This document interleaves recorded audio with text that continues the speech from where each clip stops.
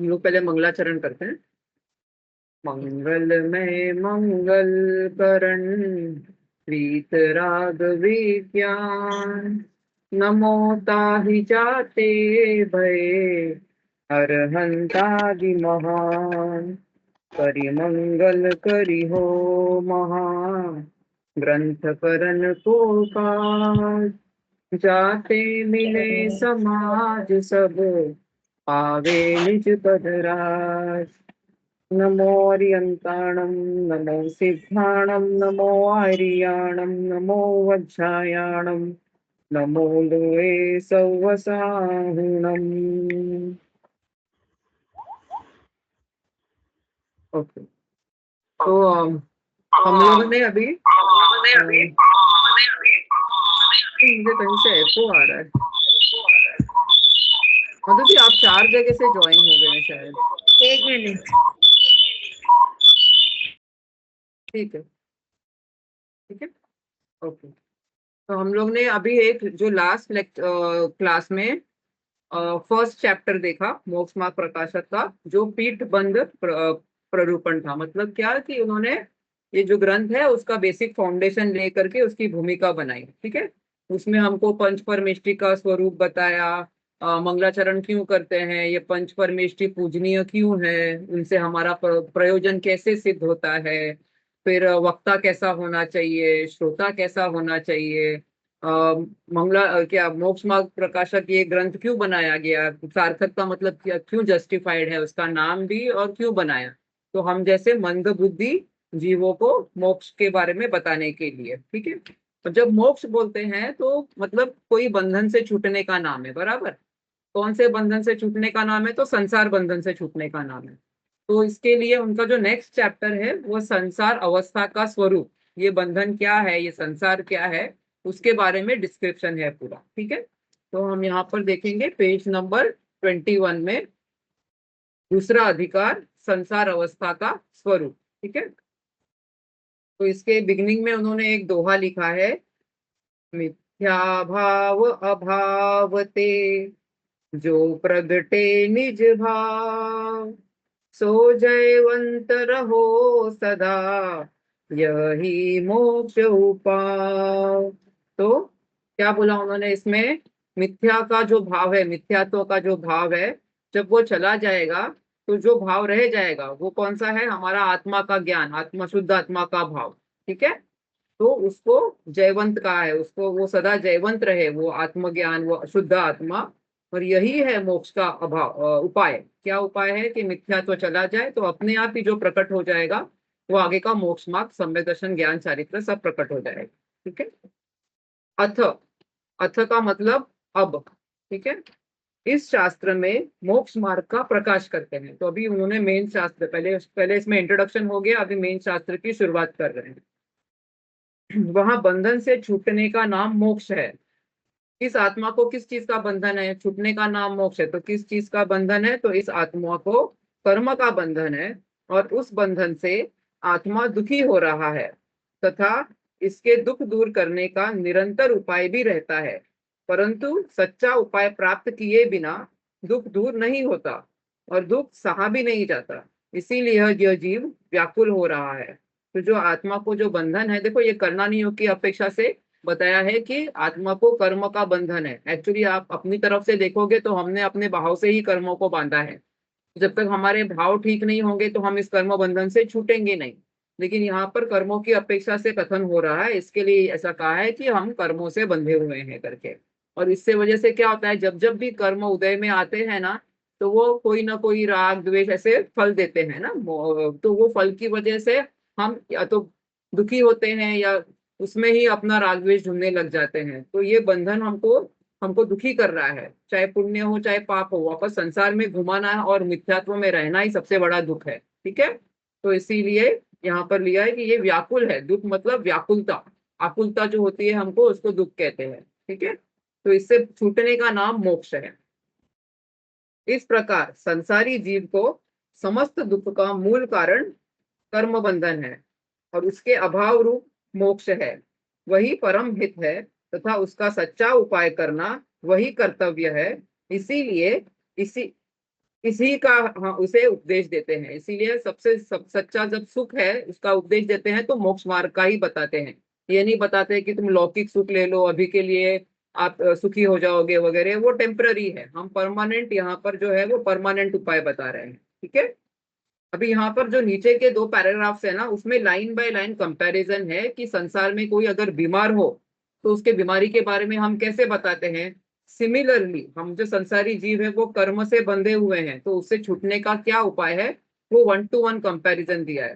तो what we can do is we will read one line from the first paragraph and then in second paragraph we will read the next line. तो हमको एकदम अच्छे से comparison समझ में आ जाएगा। ठीक है। तो वहां जैसे वैद्य, वैद्य कौन होता है, जो बीमारी का इलाज करते हैं ना, आयुर्वेदिक दवाई से वगैरह, उनको वैद्य कहते हैं। ठीक है। वहां जैसे वैद्य है, वो रोग सहित मनुष्य को प्रथम तो रोग का निदान बताता है कि इस प्रकार का रोग हुआ है, तथा उस रोग के निमित्त से उसको जो जो अवस्था होती है उन्हें बतलाता है।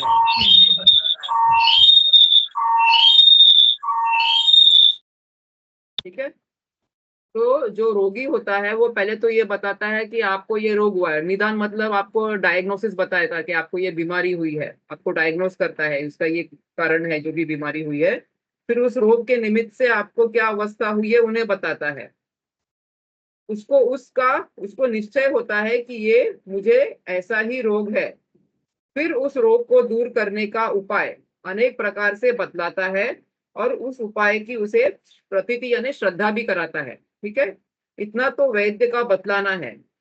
या तथा यदि वह रोगी उसका साधन करे तो रोग से मुक्त होकर अपने स्वभाव रूप प्रवर्ते, सो यह रोगी का कर्तव्य है। रोगी का कर्तव्य क्या है, अपने आप को स्वस्थ करना, अपने आप को उस रोग से दूर करना। तो उसके लिए यहाँ पर लिखा है, देखो जैसे वैद्य रोग सहित मनुष्य को प्रथम तो रोग का निदान बताता है, तो यहाँ नीचे के पैराग्राफ में हम पढ़ेंगे। उसी प्रकार यहाँ कर्म बंधन युक्त जीव को प्रथम कर्म बंधन का निदान बतलाते हैं कि आपको भैया कर्म बंधन की बीमारी हुई है, जैसे ऊपर बताया कि रोगी को कौन सा रोग हुआ है वैसे।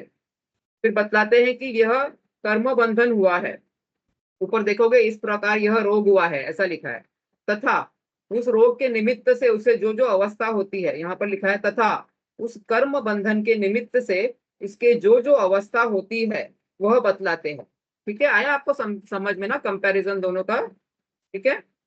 फिर ऊपर उसको यह निश्चय होता है कि मुझे ऐसा ही रोग हुआ है, तो वो जो रोगी है उसने सुना कि ये जो बता रहे हैं वो तो सही है, मुझे यही बीमारी हुई है, वैसे ये जीव को भी निश्चय होता शिल्पा है। जी, हाँ शिल्पा जी, हाँ जी। एक्चुअली है ना, मैं ज्वाइन की हूँ उससे टैबलेट से, लेकिन क्या है बहुत सारा आ गया है आप मेरे। 4 जगह से ज्वाइन हो गए हैं। नहीं एक्चुअली मैं फोन से ज्वाइन की थी, उसके बाद फिर मैं बोली कुछ दिन नहीं आ रहा था ना, तो मैं फिर वापस टैबलेट से ज्वाइन की, तो इतना सारा I don't know why it has come.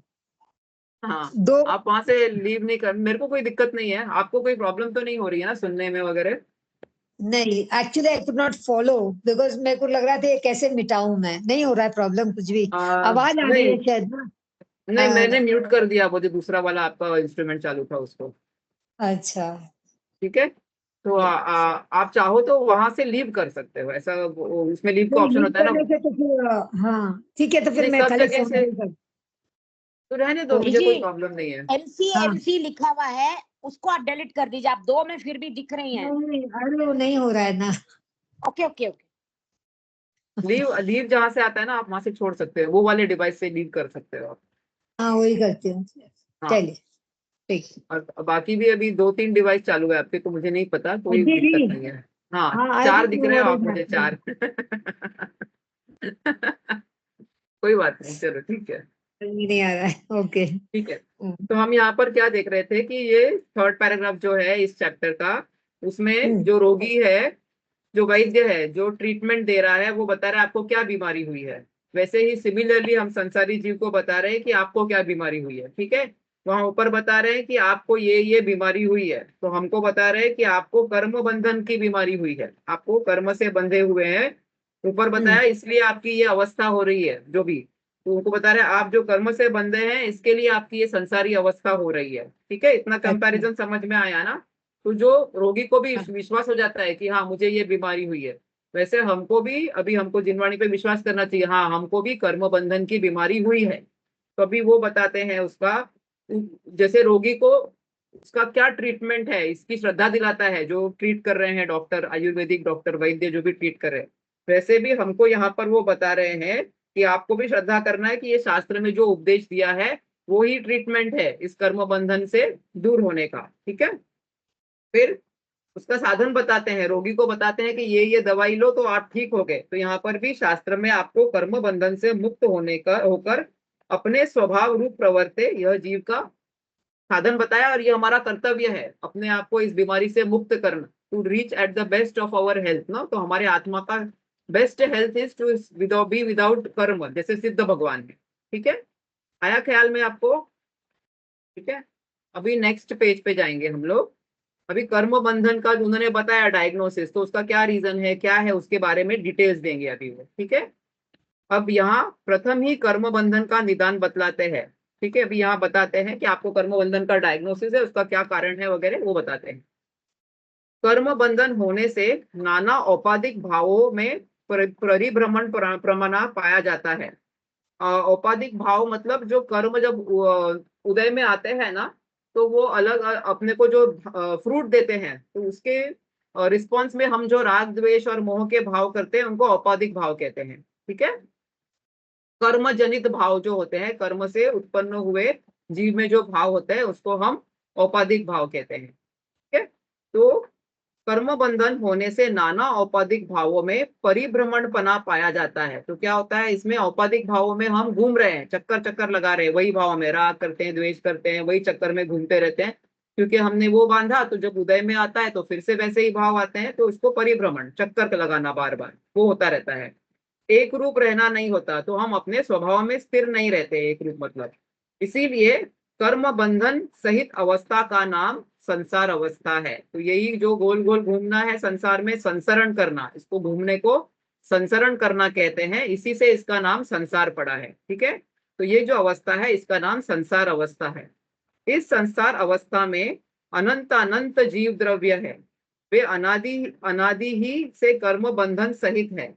ऐसा नहीं है कि पहले जीव न्यारा था और कर्म न्यारे थे और बाद में इनका संयोग हुआ। तो कह रहे कि हम जैसे अनंत अनंत जीव, हमको मनुष्य तो दिखाई देते हैं असंख्यात, और इतने सारे तिर्यंश भी दिखाई देते हैं ना, एनिमल्स वगैरह वो भी है, देव गति के लोग और जो नरक गति के लोग हैं और जो एक इंद्रिय जीव वगैरह वो हमको दिखाई नहीं देते, लेकिन वो सब मिलके अनंत अनंत जीव है जो इस संसार अवस्था में घूम रहे हैं। ठीक है, और ऐसा नहीं था कि पहले, क्योंकि हम कह रहे हैं ना कि जीव और कर्म का बंधन है, तो इसीलिए वो क्लैरिफाई कर रहे हैं कि ऐसा नहीं है कि पहले जीव अलग था और कर्म अलग था और फिर उनका बंधन हुआ, नहीं, ये बंधन अनादि से है, ऐसा वो बता रहे हैं। तो अभी कोई पूछेगा तो कैसे मतलब, तो वो कह रहे जैसे मेरु मेरुगिरी आदि अकृत्रिम स्कंधों में अनंत अनंत पुद्गल परमाणु अनादि से एक बंध रूप है, फिर उनमें से कितने ही परमाणु भिन्न होते हैं और कितने ही नए मिलते हैं, इस प्रकार मिलना बिछड़ना होता रहता है। देखो मेरुगिरी पर्वत पता है आपको, जम्बू द्वीप है ना जो हम, जिसमें हमारा ये हम लोग का जो भरत क्षेत्र है जम्बू द्वीप में, उसके सेंटर में एक बहुत बड़ा पहाड़ जैसा है, उसको मेरू पर्वत कहते हैं। ठीक है, तो वो भी अनादि है, उसको किसी ने बनाया नहीं है। ठीक है, जब ये देखो, ये अकृत्रिम कहते हैं ना, मतलब किसी ने बनाया नहीं है, कृत्रिम कहते हैं मतलब किसी ने बनाया है। आया ख्याल में? If I am going fast just tell me, हाँ, और you have any question just ask in between. ठीक है, तो अकृत्रिम स्कंद मतलब पुद्गल परमाणुओं का ग्रुप पूरा साथ में आता है, तो उसको स्कंद कहते हैं। छोटे छोटे छोटे पुद्गल पुद्गल परमाणु मिलते हैं तो उसको स्कंद कहते हैं। जैसे अभी हमारा शरीर भी है, ये पुद्गल का बना है ना, तो इसमें अनंत अनंत पुद्गल परमाणु मिले हैं और ये स्कंद है, स्कंद रूप बन गया है। वैसे मेरू पर्वत भी किसी का बनाया हुआ नहीं है स्कंद, लेकिन देखो पुद्गल नाम कैसे पड़ा है, पूरण और गलन, यानी कि कुछ परमाणु पुरते रहते हैं उसमें कंटिन्यूअसली और कुछ परमाणु गलते रहते हैं उसमें से। तो इसलिए वो बता रहे कि है तो वो पूरा स्ट्रक्चर जो है वो अनादि है, लेकिन उसके सब परमाणु चेंज होते रहते हैं, नए परमाणु आते हैं पुराने परमाणु जाते हैं, तो ये कंटिन्यूअस चलता रहता है, लेकिन वो स्ट्रक्चर मेंटेन्ड है।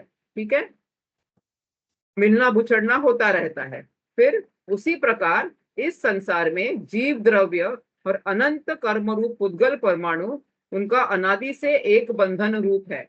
फिर उसमें कितने ही कर्म परमाणु अलग होते हैं और कितने ही नए मिलते हैं। इस प्रकार नया मिलना बिछड़ना होता रहता है। अभी सिमिलरली अभी हमारे सब जो संसारी जीव है, हमको एक शरीर है कार्माण शरीर, ये जो बाहर दिख रहा है हमारा वो औदारिक शरीर तो है ही, लेकिन साथ में एक जो कर्मो पार्टिकल्स का जो शरीर बना है उसको कर्माण शरीर कहते हैं। वो भी अनादि से है और जब तक हम छूटेंगे नहीं कर्मों से तब तक वो रहेगा। तो उसमें वो शरीर तो अनादि से है, लेकिन जैसे ये मेरू पर्वत में नए नए परमाणु आते हैं और पुराने चले जाते हैं, वैसे ही ये शरीर में नए नए कर्म जुड़ते हैं और जो पुराने कर्म उदय दिए हैं वो निकल जाते हैं। ठीक है, लेकिन शरीर अवस्था मेंटेन है कार्माण की, उस अपेक्षा से ये अनादि है। लेकिन the particles in that keep changing, जब उनका टाइम खत्म तो वो गए, नए हमने बांध दिए।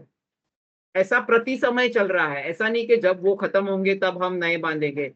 एवरी समय, समय is the smallest unit of time in Jainism में, विच लाइक एक सेकंड बोलेंगे ना उसमें मिलियन समय आ जाएंगे, मिलियन से भी ज्यादा, इतना छोटा होता है वो टाइम का यूनिट। उतने छोटे से समय में कितने ही अनंत कुछ पुद्गल परमाणु नए आते हैं और सेम टाइम पे पुराने वाले चले जाते हैं। तो ये कंटिन्यूटी से चल रहा है अनादि से। ठीक है, अभी कर्मों की अनादिपने की सिद्धि, यहाँ प्रश्न है, अभी क्वेश्चन पूछ रहे हैं वो। उद्गल परमाणु तो रागादि के निमित्त से कर्म रूप होते हैं, अनादि कर्म रूप कैसे है? अभी हम कहते हैं कि जब हम राग करते हैं तो नए पुद्गल परमाणु आते हैं, फिर नए आते हैं, फिर वो अपना उदय अपना जब फल देते हैं, फिर हम राग करते हैं, फिर नए। तो फिर बोले कौन पहले आया? क्वेश्चन आता है ना कि पहले कौन आया, फिर राग आया कि कर्म आए, ऐसा। तो उसका समाधान बता रहे हैं। निमित्त तो नवीन कार्य हो उसमें ही संभव होता है, लेकिन जो अनादि अवस्था में निमित्त का कुछ प्रयोजन नहीं है। जैसे नवीन पुद्गल परमाणुओं का बंधन तो स्निग्ध वृक्ष गुणों के अंशों से ही होता है, और मेरुगिरी आदि स्कंदों में अनादि पुद्गल परमाणुओं का बंधन है, वहां निमित्त का क्या प्रयोजन है? उसी प्रकार नवीन परमाणुओं का कर्म रूप होना तो रागादि से ही होता है, और अनादि पुद्गल परमाणुओं का कर्म रूप ही अवस्था है, वहां निमित्त का क्या प्रयोजन है? तो जो ओरिजिनली बने हुए जब मेरू पर्वत वगैरह अनादि से है, तो उसमें जो है अनादि जो भी चीजें होती है, मतलब जिसका कोई बिगिनिंग नहीं है, अनआदि मतलब विदाउट बिगिनिंग जो चीजें हैं, उसमें ऐसा वाला जो हमने सिस्टम लगाया है कि ये हुआ तो वो हुआ, ऐसा वाला पार्ट फिट नहीं होता है, ये व्यवस्था नहीं रहती है। वो जो नए नए परमाणु आएंगे उसमें ये जो हम लॉजिक लगा रहे हैं कि हमने भाव किए नए परमाणु आए, वो एप्लीकेबल है, लेकिन अनादि व्यवस्था में ये एप्लीकेबल नहीं है। ठीक है, अभी वो बताएंगे क्यों एप्लीकेबल नहीं है। तथा यदि अनादि में भी निमित्त माने तो अनादिपना रहता नहीं है। क्यों? क्योंकि अगर हम बोलेंगे कि जब जीव ने पहले राग किया फिर कर्म आए, या पहले कर्म आए फिर जीव में, तो फिर उसका अनादि बोल सकते हैं क्या? फिर तो उसका बिगिनिंग हो जाएगा ना, फिर वो आदि वाला हो जाएगा। इसके लिए ये अनादि का मतलब ही यही है कि कोई फर्स्ट नहीं आया, ये तो सिस्टम पहले से था करके, ऐसा। इसीलिए कर्म का बंधन अनादि मानना, ऐसा प्रवचन सार शास्त्र की तत्व प्रदीपिका व्याख्या में जो सामान्य ज्ञेय अधिकार है वहां कहा है। रागादि का कारण तो द्रव्य कर्म है और द्रव्य कर्म का कारण रागादि है। तब वहां तर्क किया, मतलब किसी ने क्वेश्चन पूछा, ऐसे तो इतरेतराश्रय दोष आएगा। इसका मतलब क्या है? आपने वो सुना है क्या, मुर्गी पहले आई कि अंडा? ऐसा क्वेश्चन आता है ना कि पहले मुर्गी आई तो फिर अंडा कैसे आया, पहले अंडा आया तो मुर्गी को कौन लाया? जो मतलब there is no end to that tail, ऐसा उसको कहते हैं ये वाला दोष। इतरे ये तेरे आश्रय वो तेरे आश्रय, तो पहला कौन, ऐसा समझा? इसको कहते हैं इतरेतरा आश्रय दोष। वहां वह उसके आश्रित और वह उसके आश्रित, कहीं रुकाव नहीं आता। जैसे किसी को पूछे कि मैं कहाँ रहता हूँ, तो कहेगा तेरे घर के सामने, तो तू कहाँ रहता है? तो मेरे घर के सामने। तो इसमें कोई सोल्यूशन नहीं निकलता है ना, तो वो ऐसा वाला दोष आता है इसमें। तो ये वाला जो सिस्टम जो है लॉजिक के पहले कौन आया, वो अनादि चीजों में एप्लीकेबल नहीं है। तो कर्म और जीव का बंधन ऐसा ही है, सेम। ओके, नैवम अनादि प्रसिद्ध द्रव्य कर्म संबंधस्य तत्र हेतुत्वेनोत्पादानात्, मतलब इस प्रकार इतरेतराश्रय दोष नहीं है, क्योंकि अनादि का स्वयं सिद्ध द्रव्य कर्म का संबंध है, उसमें उसका वहां कारण पने से ग्रहण किया गया है। ठीक है, वो आगे निमित्त नैमित्तिक संबंध है, लेकिन वो अनादि से है, कोई पहले आया ऐसी बात नहीं है। ऐसा आगम में कहा है तथा युक्ति से भी ऐसा ही संभव है। लॉजिक भी लगाओगे तो ऐसा ही संभव है। क्या लॉजिक लगाना है? देखो, यदि कर्म के निमित्त के बिना पहले से ही जीव को रागादि कहे तो रागादि वो जीव का एक ही स्वभाव हो जाएगा। अगर हम कहेंगे कि नहीं नहीं, पहले जीव में रागादि आया, कर्म नहीं आया, तो कहेंगे तो फिर राग जो है, राग द्वेष जीव का स्वभाव हो जाएगा। तो लॉजिकली ये प्रूवन नहीं है, क्योंकि सिद्ध दशा में ये नहीं होता है, इसीलिए राग पहले नहीं आया। और अगर हम कहते हैं तो फिर निमित्त निमित्त के बिना हो तो उसी का स्वभाव है, इसीलिए कर्म का संबंध अनादि ही मानना। इसीलिए हमको कहना ही होगा कि जीव में पहले राग आया पहले कर्म आया, ये सिस्टम नहीं है, दोनों ही साथ में अनादि से है। ठीक है, वो अलग अलग तरीके से आपने को ये प्रूव करके बता रहे हैं। ठीक है, अभी नेक्स्ट क्वेश्चन आएगा किसी के मन में अगर, कि न्यारे न्यारे द्रव्य और अनादि से उनका संबंध, ये कैसे संबंध संभव है कि एक तो जीव द्रव्य है और दूसरा पुद्गल द्रव्य है, तो इनमें अलग अलग द्रव्य है, तो दोनों में कैसे संबंध हो गया करके। तो उसका समाधान देते हैं, जैसे मूल से ही, यानी कि हमने ऐसे कई जगहों पर देखा है कि जल और दूध, पानी और दूध, सोना और किटिक, यानी कि सोना जो माइन में रहता है उसमें मल मिला हुआ रहता है ना, एकदम प्योर सोना नहीं होता है, उसको तो बाद में प्यूरिफाई करते हैं। तो सोना किटिक का तुष और कर्ण, यानी कि जो ग्रेन है और उसका हस्क, जो ऊपर ग्रेन को कवर करने वाला जो कवरिंग हस्क होता है, वो तेल और तिल का संबंध देखा जाता है। इनका नवीन इनका किसी ने मिलाप नहीं हुआ है। वैसे ही अनादि से जीव और कर्म का संबंध जानना, क्योंकि मतलब कि हम ऐसा एनवायरनमेंट में बहुत जगह देखते हैं कि दो अलग द्रव्य हैं लेकिन वो मिले हुए पाए जाते हैं, वैसे ही इनका भी संबंध है करके, नवीन इनका मिलाप नहीं हुआ है। फिर अगर कोई क्वेश्चन पूछे कैसे संभव है ये, तो उसका आंसर देते हैं, अनादि से जिस प्रकार कई भिन्न द्रव्य है वैसे ही कई मिले हुए द्रव्य है। इस प्रकार संबंध होने से कुछ विरोध तो भाषित होता नहीं है। जैसे कोई अलग अलग द्रव्य है वैसे मिले हुए द्रव्य भी है, जैसे जरूरी नहीं है ना कि सबका एक ही स्टेटस रहेगा करके, तो ये पॉसिबल है। फिर नेक्स्ट सवाल किसी के मन में आएगा अगर, संबंध अथवा सहयोग कहना तो तब संभव है जब पहले भिन्न हो और फिर मिले। यहाँ अनादि से मिले जीव कर्मों का संबंध कैसे कहा है? आपको कैसे पता कि इनका अनादि से संबंध है? पहले अलग आपको पता ही नहीं है, पहले अलग थे ही नहीं, आप कह रहे हो तो आप कह रहे हैं कि अनादि से तो मिले थे परंतु बाद में भिन्न हुए, तब हमने जाना कि भिन्न थे तो भिन्न हुए, इसीलिए पहले ही भिन्न थे। तो बता रहे हैं कि जब हमने देखा कि ये दोनों अलग अलग है, अभी दूध और पानी को भी अगर बॉईल करेंगे, तो अगर कंटिन्यूस बॉईल करेंगे तो जो सॉलिड पार्ट है दूध का वो रह जाएगा और पानी पार्ट इवेपोरेट हो जाएगा, बराबर। तो तभी मालूम पड़ेगा हमको तो ये मिले हुए थे। वैसे ही कह रहे कि जब ये अलग अलग हुए, जब सिद्ध दशा हुई या हरियंत्र भगवान ने घातिया कर्मों का नाश किया, तब बताया उन्होंने कि देखो ऐसा सिद्ध बनते हैं, ये कर्म अलग हो गए, ये हम अलग हो गए जीव। तब हमको मालूम पड़ा, तब हमें पता था कि ये पहले से ही अलग थे, तो हम समझ रहे हैं कि वो साथ में थे। इस प्रकार अनुमान से तथा केवल ज्ञान से प्रत्यक्ष भिन्न भाषित होते हैं। इससे उनका बंधन होने पर भी भिन्नपना पाया जाता है तथा उस भिन्नता की अपेक्षा इनका संबंध अथवा संयोग कहा है, क्योंकि नए मिले या मिले हुए ही हो, उन भिन्न द्रव्य को मिलाप में ऐसा ही कहना संबंध है। ठीक है, जो अलग हो सकते हैं उनको ही हम कह सकते हैं कि मिले हुए थे। तो क्योंकि हमने देखा है कि वो अलग हो सकते हैं मोक्ष के पूरे मार्ग में, इसके लिए हमें पता चलता है, तो हम कह रहे हैं। ठीक है, अभी इन्होंने पूरी तरह से क्लैरिफाई कर दिया कि जीव और ये अलग अलग है लेकिन अनादि से साथ में है और बाद में अलग हो जाते हैं। ठीक है, जब मोक्ष मार्ग पे चलते हैं। इस प्रकार इन जीव और कर्मों का अनादि संबंध है। ठीक है, किसी को कोई प्रश्न हो तो पूछ सकते हैं, अगर समझ में आया तो हम आगे चलते हैं। ठीक है, ओके।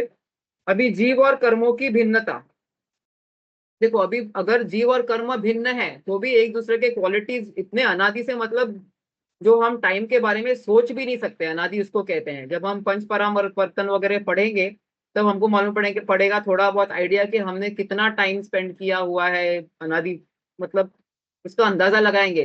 तो ऐसा होता है ना, दो लोग साथ में रहते तो एक दूसरे के क्वालिटीज ट्रांसफर हो जाते हैं कभी कभी।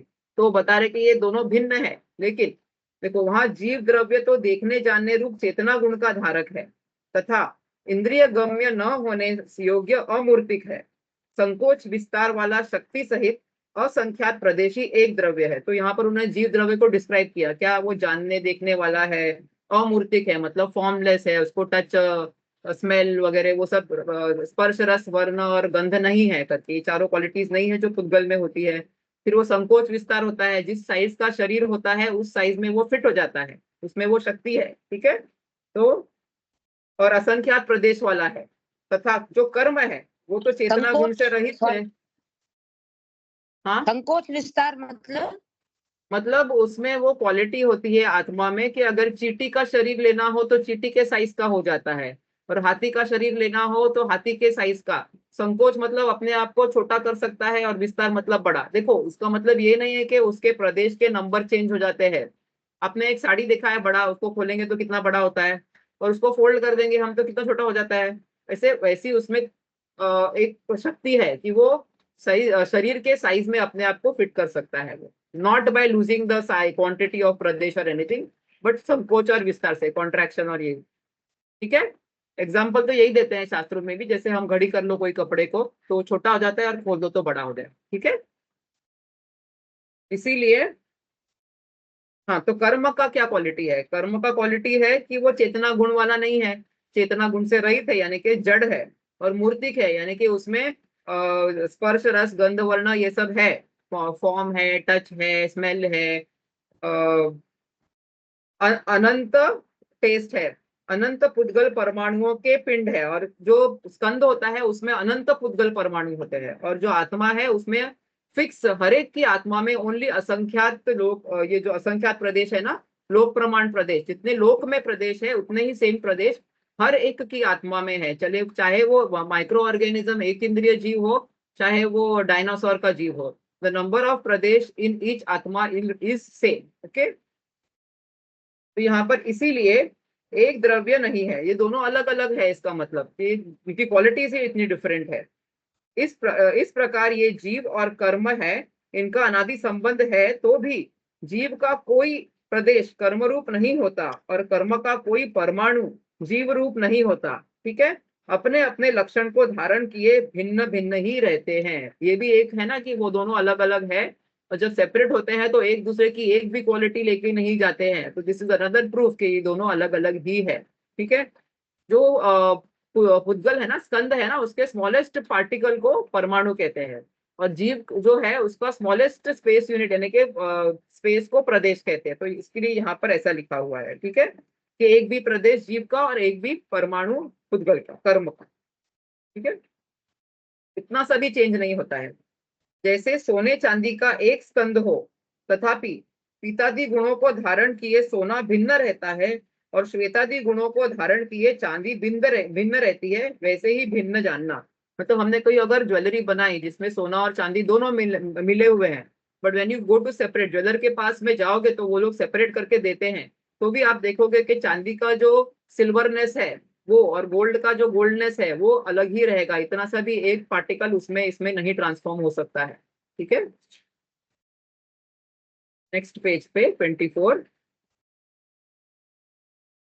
अमूर्तिक आत्मा से मूर्तिक कर्मों का बंधन कैसे? तो अभी नया क्वेश्चन आता है उनको कि ये तो आपने बताया कि ये मूर्तिक है कर्म, और जो जीव है वो तो अमूर्तिक है, तो इन दोनों का बंधन कैसे होता है, साथ में कैसे रहते हैं वो?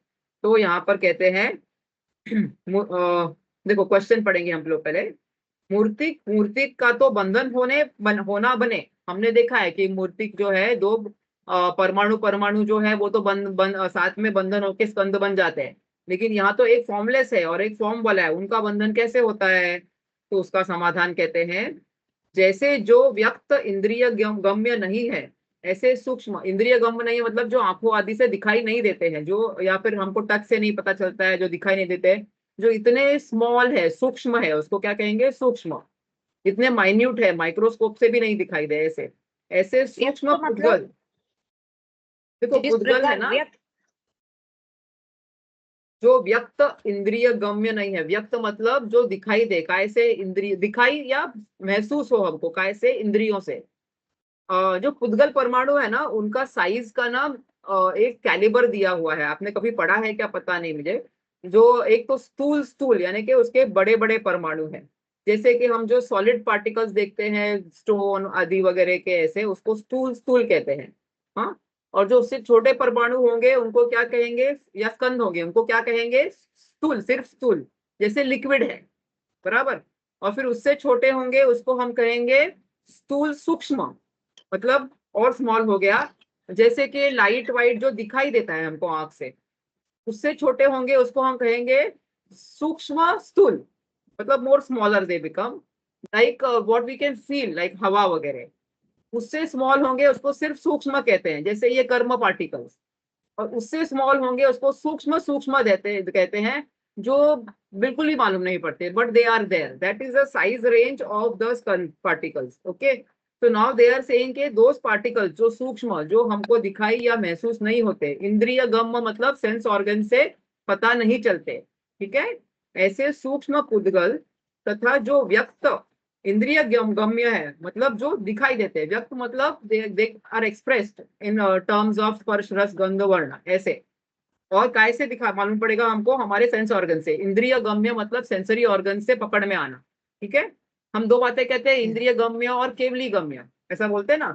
इंद्रिय गम्य मतलब जो हमको मालूम पड़ता है सेंसरी ऑर्गन से, और केवली गम्य मतलब जो हमको मालूम नहीं पड़ता है, केवली भगवान ने अपने केवल ज्ञान से बताया है, ऐसा।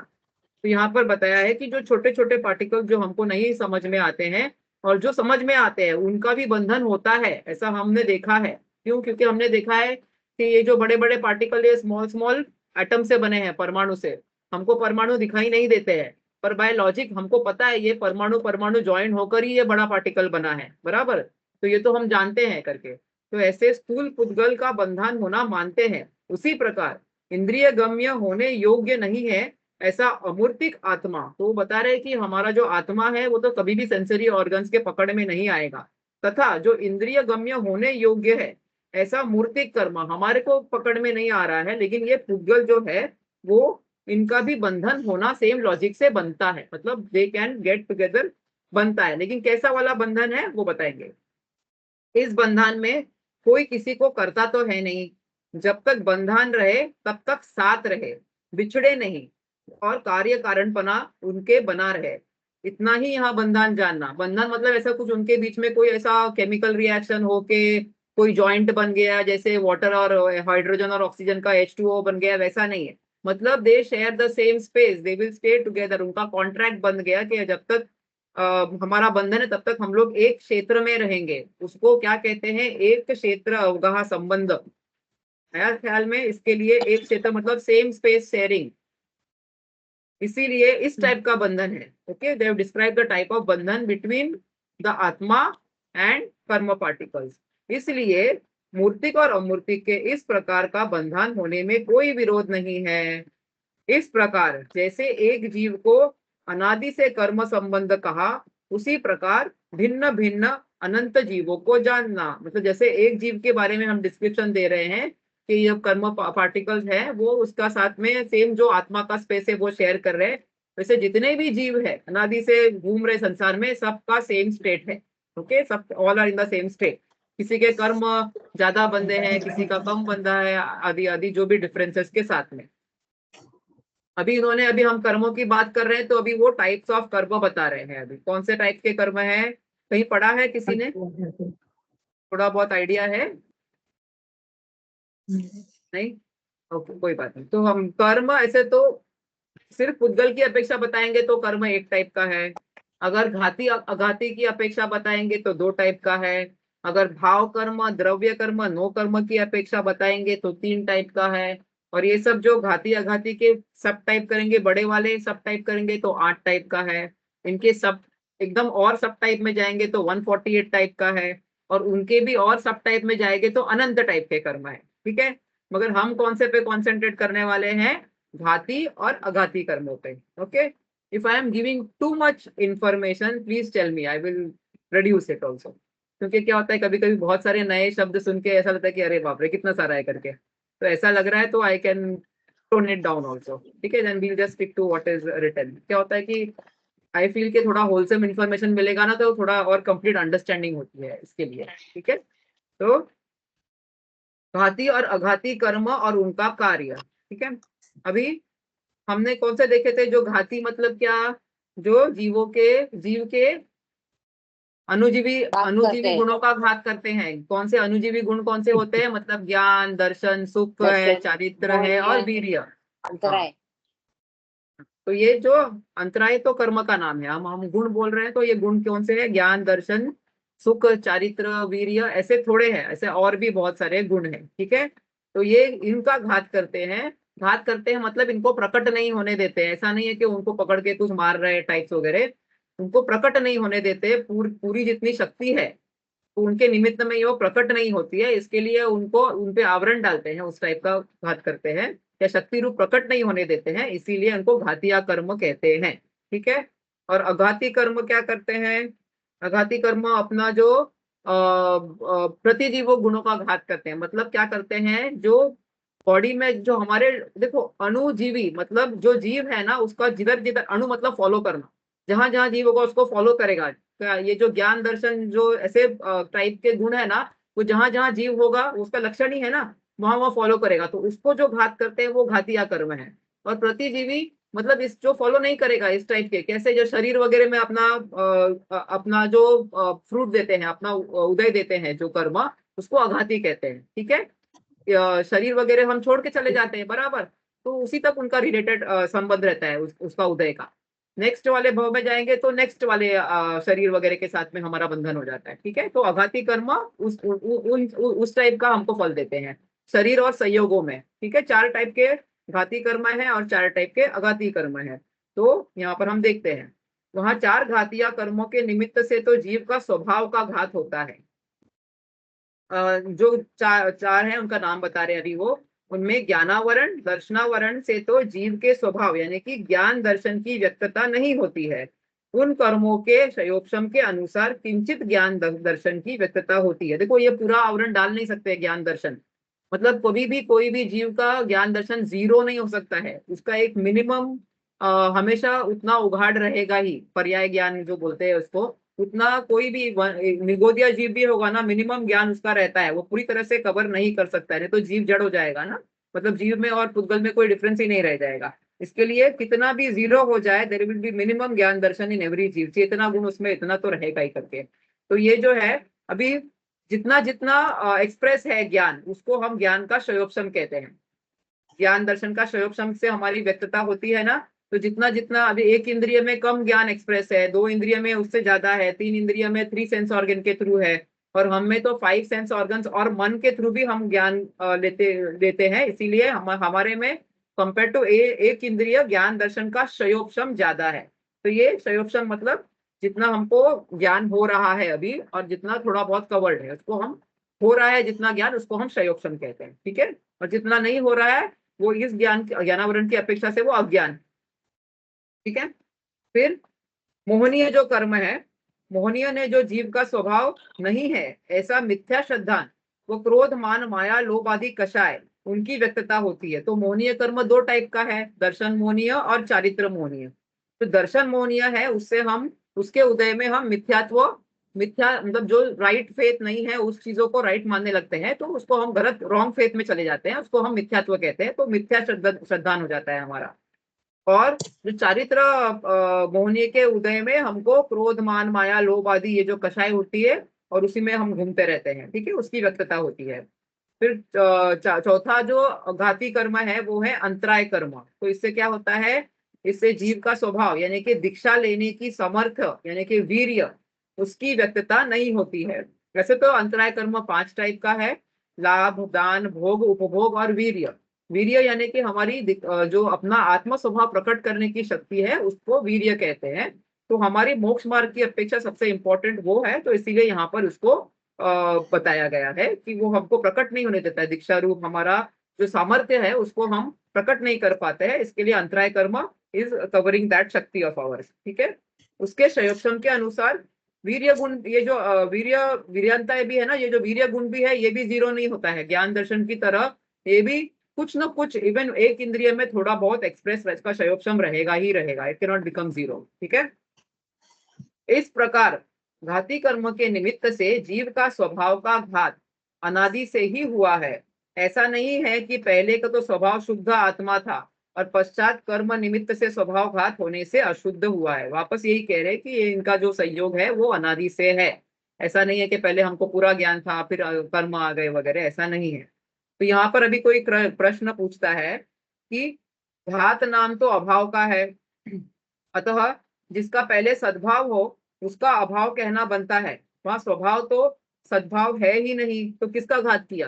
तो कह रहे हैं कि कोई चीज थी, उसको आपने उसका घात कर दिया, उसको हटा दिया, उसका अभाव कर दिया, तब तो घात नाम बनता है। तो आप कह रहे हो कि ऐसा तो है नहीं कि कभी भी उसका जीव को ज्ञान दर्शन का अभाव तो था ही नहीं, तो फिर किसका घात हुआ? ऐसा क्वेश्चन पूछ रहे हैं, शंका। तब इसका समाधान कह रहे हैं, जीव में अनादि से ही ऐसी शक्ति पाई जाती है कि कर्म का निमित्त न हो तो केवल ज्ञानादि अपने स्वभाव रूप प्रवर्तता है, परंतु अनादि ही से कर्म का संबंध पाया जाता है, इसीलिए उस शक्ति की व्यक्तता नहीं होती। अतः शक्ति अपेक्षा स्वभाव है, उसे व्यक्त न होने देने की अपेक्षा घात किया, ऐसा कहते हैं। आया ख्याल में? क्या? जो हमारा पूरा स्वभाव है, पूरा केवल ज्ञान, अथवा केवल दर्शन, और शक्ति अपेक्षा स्वभाव है। मतलब हम में पोटेंशियल है पूरा केवल ज्ञान, हर एक जीव में पोटेंशियल है कि केवल ज्ञान, केवल दर्शन और अनंत सुख प्रकट कर सके, अनंत वीर्य प्रकट कर सके। लेकिन ये कर्मों का संयोग होने की वजह वजह से ये शक्ति जो हमारी है वो प्रकट नहीं हो रही है, इसीलिए उसका घात किया, ऐसा कह रहे हैं। ठीक है, आया ना समझ? ठीक है। अभी यहाँ पर नेक्स्ट पेज पे 4 अघाती कर्म है, उनके बारे में बता रहे हैं। तो यहाँ 4 अघाती कर्म है, उनके निमित्त से इस आत्मा को बाह्य सामग्री का संबंध बनता है। तो 4 अघाती कर्म कौन से हैं? आयु कर्म, नाम कर्म, गोत्र कर्म और वेदनीय कर्म, बराबर। तो नाम कर्म से तो शरीर वगैरह होता है, आयु कर्म से हम कौन से, अभी जैसे मनुष्य आयु भोग रहे हैं, तो कोई और आयु जैसे भी आयु कर्म बनता हो उस हिसाब से। गोत्र कर्म से ऊंच नीच नीच गोत्र का बंध होता है, और वेदनीय से हमको सुख दुख का वेदन होता है। तो ये सब जो है वो शरीर आदि के संयोगों से के निमित्त से होता है, तो इसीलिए बाह्य सामग्री से संबंध है। जो घाती कर्म थे वो आत्मा की सामग्री ज्ञान दर्शन से संबंध था, और अघाती कर्म है वो बाह्य सामग्री संयोगों से संबंध है। आया ख्याल में? वहां वेदनी से तो शरीर में अवस्था, शरीर में अथवा शरीर की बाह्य नाना प्रकार से सुख दुख के कारण पर द्रव्यों का संयोग जुड़ता है, बराबर। जो भी अवस्था हो रही है शरीर या संयोगों की, उसमें हम सुखी मानते हैं या दुखी मानते हैं। इसके लिए सुख मानेंगे तो साता वेदनीय, दुख मानेंगे तो असाता वेदनीय, या फिर अदर वे राउंड, साता वेदनीय का उदय आएगा तभी हम सुख मानते हैं, और असाता वेदनीय का उदय आएगा तभी हम दुख मानते हैं, ऐसा। ठीक है। आयु से अपनी आयु से क्या होता है? आयु कर्म से अपनी स्थिति पर्यंत, स्थिति मतलब ड्यूरेशन, जितना ड्यूरेशन हमने आयु का बांधा है, जितने भी साल का, तब तक हमको उस वाला वो वाले शरीर में रहना पड़ता है। प्राप्त शरीर का संबंध नहीं छूट सकता। अगर हमने जितने भी साल की आयु बांधी है मनुष्य भव में, तो उतने हमको साल या उतने टाइम तक हमको रहना ही पड़ेगा, तब तक हम नहीं मर सकते, चाहे कोमा में ही क्यों ना पड़े हो। ठीक है। और नाम कर्म से क्या होता है? नाम कर्म से गति, जाति, शरीर आदि। गति यहाँ पर कौन सी? मनुष्य गति, देव गति, नरक गति आदि आदि, ये सब जो है। और जाति मतलब 1 इंद्रिय, 2 इंद्रिय, 3 इंद्रिय, 4, ये जो है वो जाति। हम कौन से जाति के हैं? पंच इंद्रिय, संगी पंच इंद्रिय। संगी मतलब मन के वाले, समनस्क, संगी पंचेंद्रिय जाति के। और शरीर कैसा मिलेगा? औदारिक शरीर, अगर देव या नारकी है तो वैक्रिय शरीर वगैरह, ये सब चीजें डिसाइड होती है नाम कर्म से। ठीक है।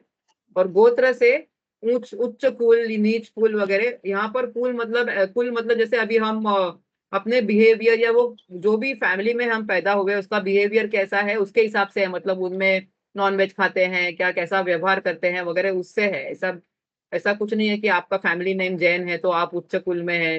अगर आप उस फैमिली, जैन फैमिली में भी है और वो लोग नॉन वेज खाते हैं और काला धंधा करते हैं और गलत काम करते हैं, तो फिर वो नीच कुल ही हो गया, बराबर ना। और ये अपने पर्सनल के हिसाब से भी रहता है, कोई उसमें पैदा होकर भी अपने आप को पूरा चेंज कर दे तो फिर वो उच्च कुल हो गया, ऐसा। ठीक है। It's not related to what we think as कुल। फिर इस प्रकार अघाती कर्मों से बाह्य सामग्री एकत्रित होती है, उसके द्वारा मोह। अभी जब ये सामग्री में हम ये करते हैं, हमको अच्छा मिला बुरा मिला, उसमें हम मोह राग द्वेष करते हैं।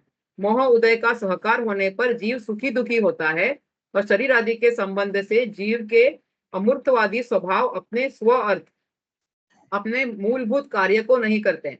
तो हम भूल जाते हैं, हम शरीर को ही अपना मानने लग जाते हैं, और हम भूल जाते हैं कि हम ये नहीं है, शरीर नहीं है, हम अमूर्त है, हमारा ज्ञान दर्शन ही हमारा स्वभाव है। जैसे कोई शरीर को पकड़े तो आत्मा भी पकड़ जाए, तथा जब तक कर्म का उदय रहता है तब तक बाह्य सामग्री वैसी ही बनी रहती है, अन्यथा नहीं हो सकती। ऐसा इन आघाती कर्मों का निमित्त जानना। तो ये निमित्त नैमित्तिक संबंध है, ठीक है, कर्मों का और जीव का। निर्बल जड़ कर्मों द्वारा जीव का स्वभाव का घात तथा बाह्य सामग्री का संयोग। अभी कोई क्वेश्चन पूछेगा कि आप कह रहे हो कि ये जो कर्म है वो तो पुद्गल है, उनको तो समझ नहीं है बराबर, और हम तो ज्ञानी है, तो ये लोग हमारे को कैसे कुछ दिला सकते हैं, सामग्री वामग्री सुख दुख कैसे कर सकते हैं अभी। तो यहाँ प्रश्न है वो, देखो कर्म तो जड़ है, कुछ बलवान नहीं है, उनके जीव के स्वभाव का घात होने वो बाह्य सामग्री का मिलना कैसे होगा उनसे संभव, वो तो कुछ इंटेलिजेंट है नहीं कि कुछ करे कि हम देंगे ये सामग्री वगैरह। तो ये सिस्टम कैसे काम करता है ऐसे पूछ रहा है, शंका आ गई।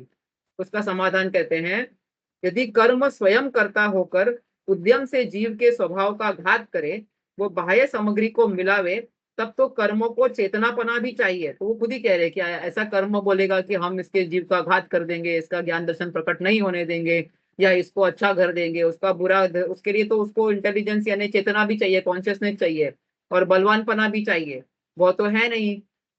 इसका मतलब क्या हो रहा है, सहज ही निमित्त नैमित्तिक संबंध बनता है, यानी कि हमारे जो बांधा है भाव उसका उदय आएगा, निमित्त तो नैमित्तिक संबंध है, कोइंसिडेंस से सब उसी समय में वैसा वैसा हो रहा है। तो karma are like the indicator of what is happening with us, ठीक है। जब उन कर्मों का उदय काल हो, उस काल में स्वयं ही आत्मा स्वभाव रूप परिणमन नहीं करता, विभाव रूप परिणमन करता है, तथा जो अन्य द्रव है वे वैसे ही संबंध रूप होकर परिणमित होते हैं। मतलब जब कर्म का उदय आएगा तभी हमारा ज्ञानावरण कर्म का उदय आया, तभी हमारा ज्ञान उतना ही प्रकट होगा। तो इसीलिए उन दोनों का ऐसा नहीं है कर्म ने कुछ किया या कि जीव का अपना उपादान है, कर्म उसमें निमित्त है, और कर्म का अपना उपादान है, उसमें जीव के भाव निमित्त है। तो वो दोनों coincidentally at the same time as indicators हो रहे हैं, ठीक है। जैसे किसी पुरुष के सिर पर मोहन धूल पड़ी हो, उससे वह पुरुष पागल हुआ। अभी मोहन धूल ऐसा समझना जैसे कोई ऐसा पाउडर है जिससे आदमी का विवेक खो जाता है, ऐसे किसी के सर पे डाल दिया ऐसा, जैसे धतूरा वगैरह नहीं बोलते, धतूरा से भी कांटेक्ट में आएगा तो आदमी पागल जैसा बिहेव करने लग जाता है, वैसे तो उससे वह पुरुष पागल हुआ। वहां उस मोहन धूल को तो ज्ञान भी नहीं था और बलवानपना भी नहीं था, तो वो मोहन धूल जो धतूरा या जो भी पाउडर था जिससे वो पागल हो गया, तो पाउडर को थोड़ी मालूम है कि मैं जब इसके सर पे गिरूंगा तो ये पागल हो जाएगा, या मैं ज्यादा गिरूंगा तो ज्यादा पागल हो जाएगा, कम गिरूंगा तो कम पागल हो जाएगा, वैसे ही। तो परंतु पागलपना उस मोहन धूल से ही हुआ देखते हैं, फिर भी हम यही कहते हैं ना कि इसके निमित्त से ही हुआ, ये मोहन धूल गिरी इसके लिए ये ऐसा बिहेव कर रहा है करके। वैसे वहां मोहन धूल को तो निमित्त है, और पुरुष स्वयं ही पागल हुआ परिणमित होता है, ऐसा ही निमित्त नैमित्तिक संबंध बन रहा है। और एग्जाम्पल दे रहे हैं, जैसे कि सूर्य के उदय के काल में चकवा चकवी मतलब लव बर्ड्स, ये जो इनका स्टोरी रहता है, ऐसे लव बर्ड्स जो रहते हैं वो जब सूर्यास्त होता है, सनसेट होता है ना, तो वो लोग दोनों अपने आप अलग अलग जाके रहते हैं, और जब सनराइज होगा तो वापस आके मिल जाते हैं वो लोग, ठीक है। तो यहाँ पर जो चकवा चकवियों का संयोग होता है, वहां रात्रि में किसी ने उनको द्वेष बुद्धि से बल जबरी करके अलग नहीं किया है, और दिन में किसी ने करुणा बुद्धि से उनको मिलाया नहीं है। ये तो सूर्योदय का निमित्त पाकर स्वयं ही मिलते हैं, ऐसी ही निमित्त नैमित्तिक संबंध बन रहा है। ऐसे हम सनफ्लावर का भी देखते हैं ना, जब सन का उदय आता है तो सनफ्लावर उस तरफ जाके मुंह करता है, सन थोड़ी बोलता है मैं इधर जा रहा हूँ तू भी इधर देख करके, ये निमित्त नैमित्तिक संबंध है। फिर कमल के बारे में भी, सूर्य उदय होता है तो कमल खिलता है, तो ये सब निमित्त नैमित्तिक संबंध है, जब ये होता है तब वो होता है। वैसा ही हमारे और हमारे जो भाव हो रहे हैं और कर्मों का उदय हो रहा है वो निमित्त नैमित्तिक संबंध जानना, ठीक है। उसी प्रकार कर्म का भी निमित्त नैमित्तिक भाव जानना। इस प्रकार कर्म के उदय से अवस्था होती है। इधर तक ख्याल में आया कि हम संसार में हम कर्मों की वजह से बंधे हुए हैं, और कर्म जो है वो अनादि से हमारा और कर्मों का बंधन है, किसी ने उसको मिलाया नहीं, पहले अलग अलग थे ऐसा भी नहीं है। और कर्म हमको कुछ जो 4 टाइप के, जो हमने 8 टाइप के कर्म देखे, उनका और हमारा निमित्त नैमित्तिक संबंध है। मतलब ऐसा बहुत जगह पे संसार में देखा जाता है, it is same thing over here also, ठीक है। लेकिन जब तक इनका संबंध है तब तक हम मुक्त नहीं हो सकते, ये भी एक फैक्ट है, ठीक है। तो अभी नवीन बंध कैसे बनता है उसका विचार, whenever you want to stop also, ज्यादा हो रहा है इंफॉर्मेशन तो बता देना मुझे, ठीक है, because I will go on, ऐसा हो जाएगा नहीं तो। ठीक है। तो अभी कितना टाइम हो गया? अभी तो 1 घंटा टाइम है अभी। अभी नवीन हाँ। बंध का विचार करते हैं हम लोग, ठीक है। तो वहां नवीन बंध कैसे होता है वह कहते हैं, जैसे सूर्य का प्रकाश है वह मेघ पटल से जितना व्यक्त नहीं है उतने का तो काल का, देखो यहाँ पर वो कौन से, यहाँ पर पिन पॉइंट करेंगे कि कौन से कर्मों, ये सब जो कर्म हमने देखे अभी, अघाती कर्म घाती कर्म, तो अघाती कर्म तो बाहर में फल देते हैं, जीव के आत्मा में कुछ देते ही नहीं है। जो फल आत्मा में देते हैं वो घाती कर्म है। तो उनमें से भी कौन से वाले हैं वो अभी लॉजिक से बताएंगे कि कौन से वाले से हमको नवीन नए कर्मों का, कौन से कर्मों की वजह से बंद हो रहा है, ठीक है। तो पहले उन्होंने ज्ञानावरण, दर्शनावरण और अंतराय कर्मों को लिया है, ठीक है। तो उसमें बताते हैं जैसे सूर्य का प्रकाश है, मेघ पटल यानी कि बादल, ओके, जो सनलाइट है, तो जितना बादल से वो कवर्ड, जितना मेघ पटल है जितना व्यक्त नहीं है, जितना बादल है उतना वो सनलाइट हम तक नहीं पहुंच रहा है, उतना तो उस काल में अभाव है। और जितना मेघ पटल के मंद पने से जितना प्रकाश प्रकट है, मतलब वो बादल जहां जहां नहीं है उतना तो सनलाइट हमें पहुंच रहा है, उस सूर्य के स्वभाव का अंश है, मेघ पटल जनित नहीं है। तो जो सनलाइट है वो जितना कवर्ड है बादल से उतना हमको नहीं मिल रहा है, वो तो उसका अभाव है। और जितना अनकवर्ड है उतना सनलाइट तो स्वभाव है उस सन का, वो हमको मिल रहा है। अभी यही सेम लॉजिक वो नेक्स्ट हमारे कर्मों के साथ यूज करेंगे।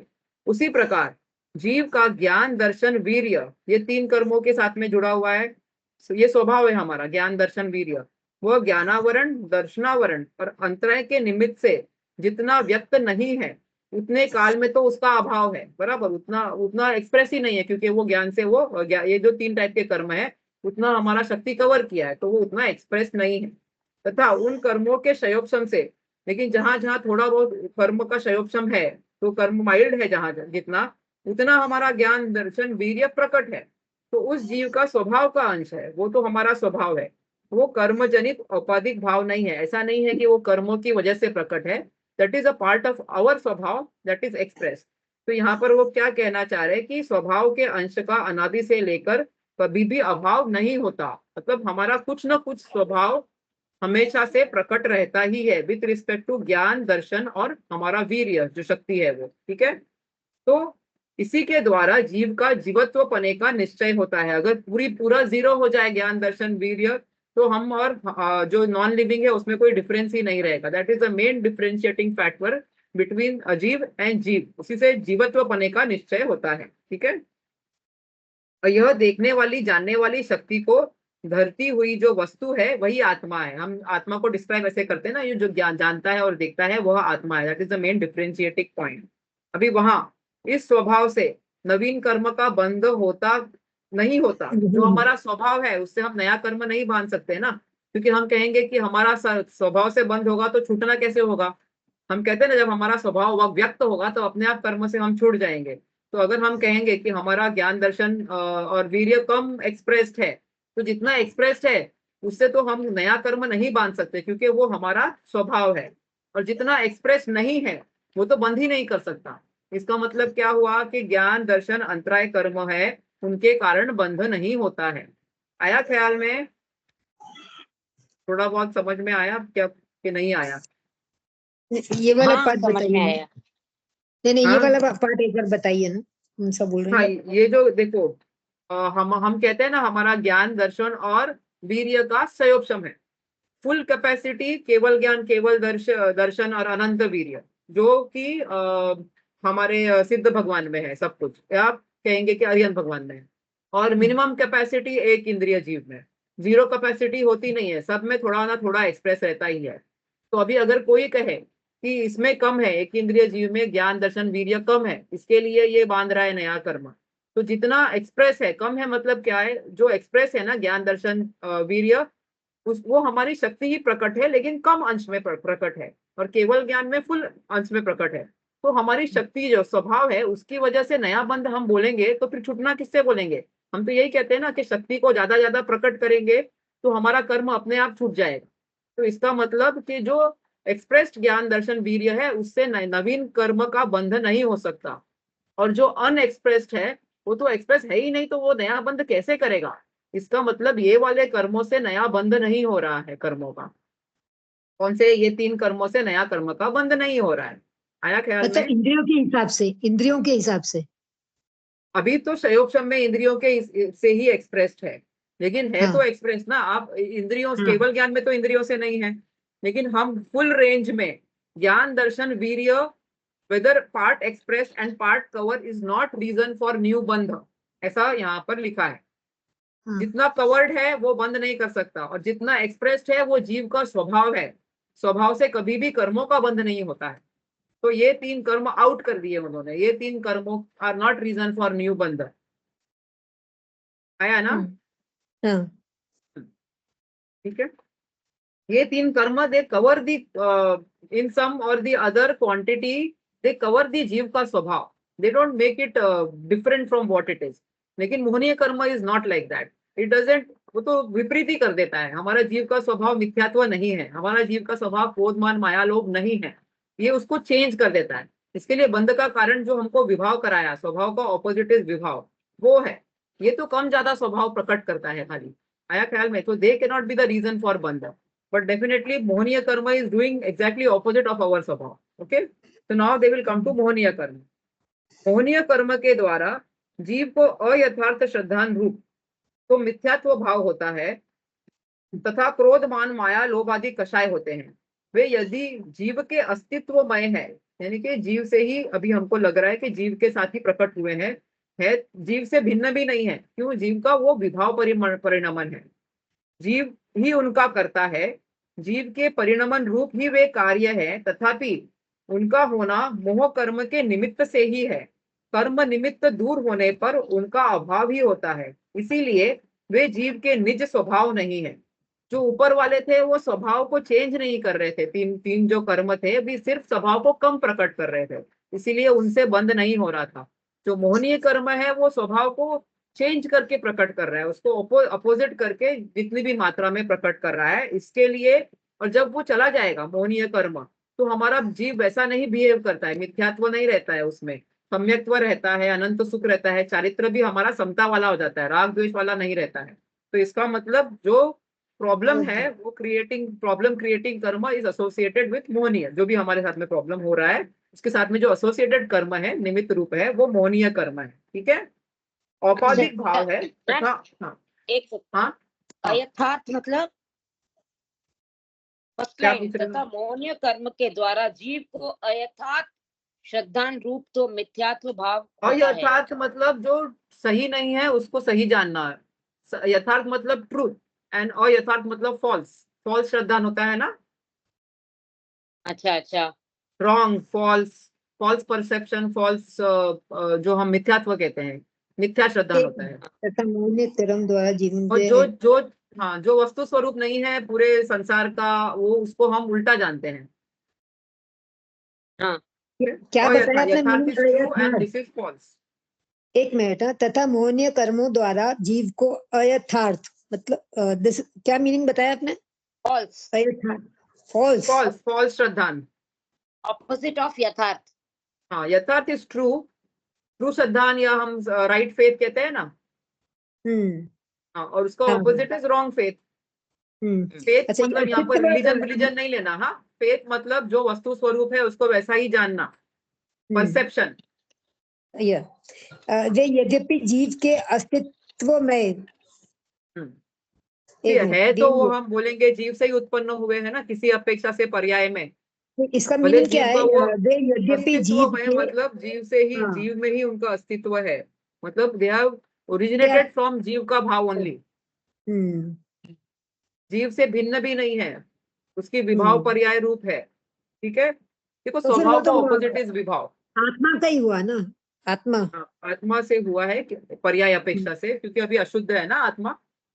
हम्म, जीव से भिन्न लेकिन नहीं व्हेन है। वी नो दैट जब मोहनीय कर्म से उसका संबंध छूट जाएगा तो ये पूरा है वो चेंज हो जाएगा, और यथार्थ श्रद्धान विल बिकम यथार्थ श्रद्धान, एंड क्रोध मान माया लोभ विल बिकम समता भाव, फुल शुद्ध शुद्ध एकदम हमारा जो स्वभाव हो जाएगा वो हो जाएगा। तो इसीलिए अच्छा हमको मालूम पड़ता है कि ये कर्मों के निमित्त से पूरा ऑपोजिट चल रहा है सब कुछ ऐसा। अच्छा, वी जीव are he we are we are singling जीव out at the who is the culprit. हम लोग यहाँ कर्मों में से देखना चाह रहे हैं हु इज द कल्परेट, किसको हम सिंगल आउट करें, किसको हमको टैकल करना है ताकि हम इससे छूट सके। नवीन बंध का विचार कर रहे हैं ना, तो नए बंध जो हो रहे हैं वो किस कर्मों की वजह से हो रहे हैं। तो फर्स्ट ऊपर के पैराग्राफ में उन्होंने रूल आउट कर दिया कि ज्ञान दर्शन अंतराय से नहीं हो रहे हैं। ठीक है, उसका लॉजिक भी समझाया उन्होंने कि ये स्वभाव कम प्रकट हो रहा है तो स्वभाव से बंद नहीं हो सकता, और जो प्रकट नहीं है वो तो है ही नहीं, तो उसका कैसे बंद होगा। अभी वो आ रहे हैं मोहनीय कर्म क्या करता है, तो ये हमारे श्रद्धान का भी घात करता है, और जो हमारा चारित्र का भी घात करता है, जो राग द्वेष वगैरह प्रकट होता है वैसे। तो इसी के लिए we have found the culprit to be as मोहनीय कर्म। ठीक है। अच्छा शिल्पा जी ये लाइन वापस लीजिए ना। हाँ, कौन सा? वे यद्यपि जीव के अस्तित्व में वे यद्यपि है जीव के अस्तित्वमय है, मतलब जीव से ही उत्पन्न हुए हैं, हाँ ओरिजिनेटेड फ्रॉम जीव का पर्याय, इन जीव पर्याय ओनली। समझा, जीव का एक जीव से ही ओरिजिनेट हुए, क्योंकि वो अभी अशुद्ध पर्याय में चल रहा है, इसलिए जीव से अच्छा भिन्न भी नहीं है। के हाँ तो जीव क्या ही उनका भिन्न नहीं करता है? है। कर्म की बात नहीं हो रही है, भावों की बात हो रही है, और मिथ्या श्रद्धान की बात हो रही है। कर्म तो जीव से भिन्न है, लेकिन जो मिथ्या श्रद्धान और ये क्रोध मान माया लोभ है, इसकी बात हो रही है। ये यद्यपि जीव से ही ओरिजिनेट हुए हैं और जीव के ही है, यानी कि उससे अलग नहीं है, जीव ही उनका करता है, और जीव के परिणमन क्या रूप करता भाव का। भाव का करता। भाव अच्छा का देखिए, एक अपेक्षा से अगर हम देखेंगे इसको पर्यायार्थिक नए से, तो ये जीव करता हुआ, there are few different ways of seeing things, so this is a one way of seeing thing, because here we are trying to figure out के who is the culprit and how we can change that। तो पर्याय में हमारे क्या बदल हो रहा है, तो वो हमको दिखा रहे हैं वो, कि ये जो भाव है वो हो तो हम में ही रहे हैं, हमसे ही हो रहे हैं, हमसे भिन्न नहीं है, हम ही उसी के करता है। You have to take responsibility कि हमने किया, तभी तो उससे आप छूटोगे ना, क्योंकि हम मोक्ष मार्ग में कर्म से बंधन से छूटने की बात कर रहे हैं, तो first we also have to take responsibility for it. कर्म छोड़ने वाला नहीं है, ऐसा कर्म छोड़ेगा तब हम छूटेंगे, ऐसी बात नहीं है ना। आया ख्याल में थोड़ा? मतलब जीव का भाव ही मोहनीय कर्म का करता है। जीव का भाव मोहनीय कर्म का करता नहीं है, जीव का भाव जो है वो मिथ्यात्व और क्रोधमान, जो भाव कर्म की बात कर रहे हैं। मोहनीय कर्म जो आप बोल रहे हो वो द्रव्य कर्म है, वो तो निमित्त हुआ, लेकिन ये जो हमारे भाव में चेंजेस हुए, क्रोध मान माया लोभ, इसके कर्ता हम ही हैं, ऐसा कह रहे हाँ हैं। हाँ वो हाँ हमसे हाँ अलग नहीं है। ठीक है। हाँ और जीव के परिणमन रूप ही वे कार्य, देखो आप कहीं कहीं कोई ग्रंथ पढ़ोगे तो इसमें वो बोलेंगे कि ये हमारा स्वभाव नहीं है, which is the fact. How we come to know when मोहनीय कर्म goes away, we don't behave like that. जैसे अरिहंत भगवान में राग द्वेष नहीं है, मिथ्यात्व नहीं है, तो that is how we know कि मोहनीय कर्म के एसोसिएशन के साथ साथ में ये सब देखा गया है। ठीक है, लेकिन ये हमारा स्वभाव नहीं है। लेकिन जब तक हमसे वो एसोसिएटेड है तब तक हम उस रूप हो रहे हैं, ये आप रिस्पॉन्सिबिलिटी एक्सेप्ट करना है, क्योंकि हमको छुटना है उससे, इस अपेक्षा से बोल रहे हैं। ठीक है। हाँ लेकिन कोई जीव ऐसा हो, वो पूरा टाइम बोल ऐसा दुखी हो जाए कि अरे मेरे साथ में तो ऐसा हो रहा है, मेरे साथ में वो हो रहा है, मैं तो ऐसा क्रोधी हूँ, अपने आप को बुरा कहने लग जाए, तो उसको द्रव्यार्थिक नए की अपेक्षा से बताएंगे कि तेरा स्वभाव ये नहीं है, ये तेरे पर्याय में निमित्त से हो रहा है करके। ये आपको आगे आगे लेके जाने के लिए किस अपेक्षा से आप मोक्ष मार्ग में आगे चढ़ोगे, उस नए से आपको इस बात की स्टडी करा रहे हैं। अभी ये वाला जो नए है वो पर्यायार्थिक नए है। ठीक है, पर्याय अपेक्षा से आप में ये सब अभी हो रहा है, ऐसा। शुद्ध हो जाएंगे तो नहीं होगा, और जो जीव का शुद्ध स्वभाव है, जो गुण है, अगर आप देखोगे तो वो शुद्ध ही होता है। लेकिन यहाँ पर रिस्पॉन्सिबिलिटी लेने की अपेक्षा से बताया है कि हाँ ये हो रहा है, जीव के अस्तित्व में हो रहा है, हमसे भिन्न नहीं है, हम उसके कर्ता हैं इस पर्याय में। ठीक है। जीव के परिणमन स्वरूप वे कार्य है, हम करता है, और हमारा जो चेंज हो रहा है पर्याय में वो कार्य है, तथापि उनका होना मोह कर्म के निमित्त से ही है। तो यहाँ पर बता रहे हाँ, यह मोहनीय कर्म में तभी उसमें निमित्त है, कर्म निमित्त दूर होने पर उनका अभाव ही होता है। इसीलिए वे जीव के निज स्वभाव नहीं है। वे क्यों बता रहे हैं ये, कि जब ये कर्म नहीं होगा तभी जीव ऐसा बिहेव भी नहीं करता है, तो ये निमित्त नैमित्तिक स्वभाव है, संबंध है, और ये हमारा स्वभाव नहीं है। मिथ्यात्व राग द्वेष हमारा स्वभाव नहीं है, क्योंकि जब ये नहीं रहेगा कर्म तो we don't behave that way. आया ख्याल में? अनादि से संबंध है, इसलिए हम ऐसा बिहेव कर रहे हैं, जब अलग होगा तो ये हमारा बिहेवियर नहीं होगा। औपाधिक भाव है मतलब कर्म से जनित भाव है, कर्म से होने वाले भाव है, निमित्त नैमित्तिक संबंध से, तथा उन भावों द्वारा नवीन बंध होता है। जब जीव करता है राग द्वेष वगैरह, तब नवीन बंध मोहनीय कर्म आते हैं। मोहनीय कर्म अपना फल देते हैं नो कर्मों के द्वारा। जब हम उसमें सुख दुख करते हैं, फिर हम फिर से नया कर्म बंद करते हैं, तो ये साइकिल चलता रहता है। आया ख्याल में? भाव कर्म से द्रव्य कर्म, द्रव्य कर्म से भाव कर्म। नव कर्म जो है द्रव्य कर्म, वो पुद्गल है, उसको मालूम नहीं है कि मुझे छूटना है या रहना है, इट हैज नो सेंस।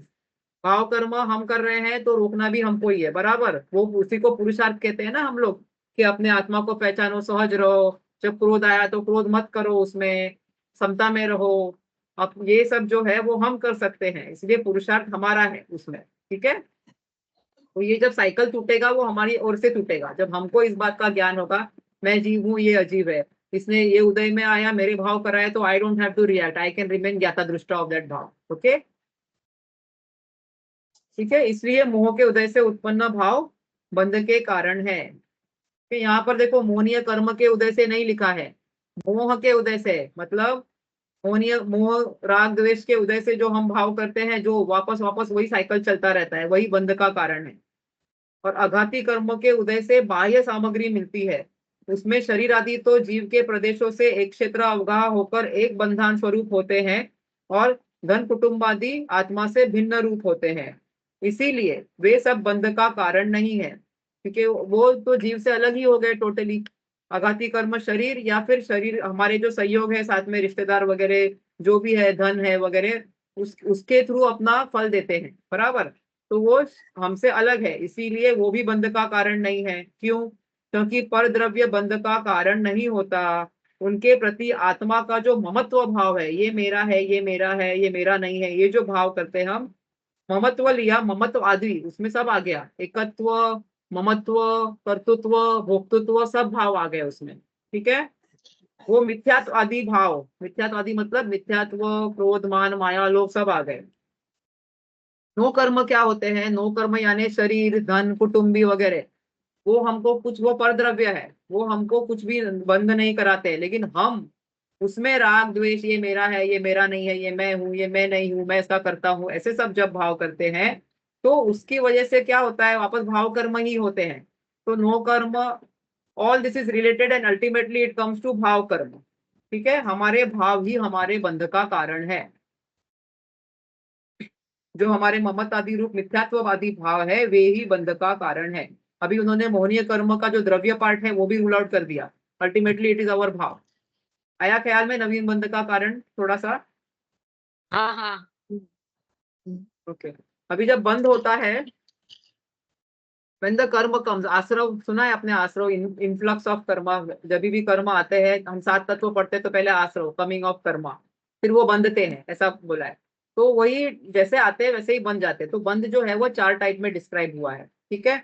एक जो है वो प्रकृति, प्रदेश, नाम सुने हैं? प्रकृति, प्रदेश, स्थिति और अनुभव, ये 4 टाइप में हो जाता है, डिवाइड हो जाते हैं। जैसे ही कर्म आते हैं ना, the quantity, the number of particles of karma that come in is called as pradesh. देखो आत्मा के प्रदेशों को भी प्रदेश कहते हैं, और जो number of particles of Karma coming inside whenever there is asrav, that is also called as pradesh. Okay, and whenever they come in, immediately they will divide into all the types of karma, ज्ञाना वर्ण, दर्शना वर्ण वगैरह, वो सब अपना अपना उनका division हो जाता है कि ये इतने बनेंगे, इतने जो आए हैं वो उतने ज्ञानावरण के बनेंगे, इतने दर्शनावरण के बनेंगे, इतने नाम कर्म, इतने मोहनीय कर्म, सेल्फ डिवीजन हो जाता है उसमें। वो जो टाइप्स होता है उसको कहते हैं प्रकृति। Okay, and with that also it gets decided कि ये जो कर्म आए हैं वो आत्मा के साथ में कितना ड्यूरेशन तक रहेंगे, दैट इज कॉल्ड एज स्थिति। ओके, और जब उनकी स्थिति यानी ड्यूरेशन खत्म होगा, तब वो कितना फल देंगे, that is called as anubhav. So there are 4 type, बंध के ही 4 parts बताए हैं, all happen at the same time। ऐसा नहीं है कि पहले बंध, पहले प्रकृति फिर प्रदेश, ऐसा नहीं है।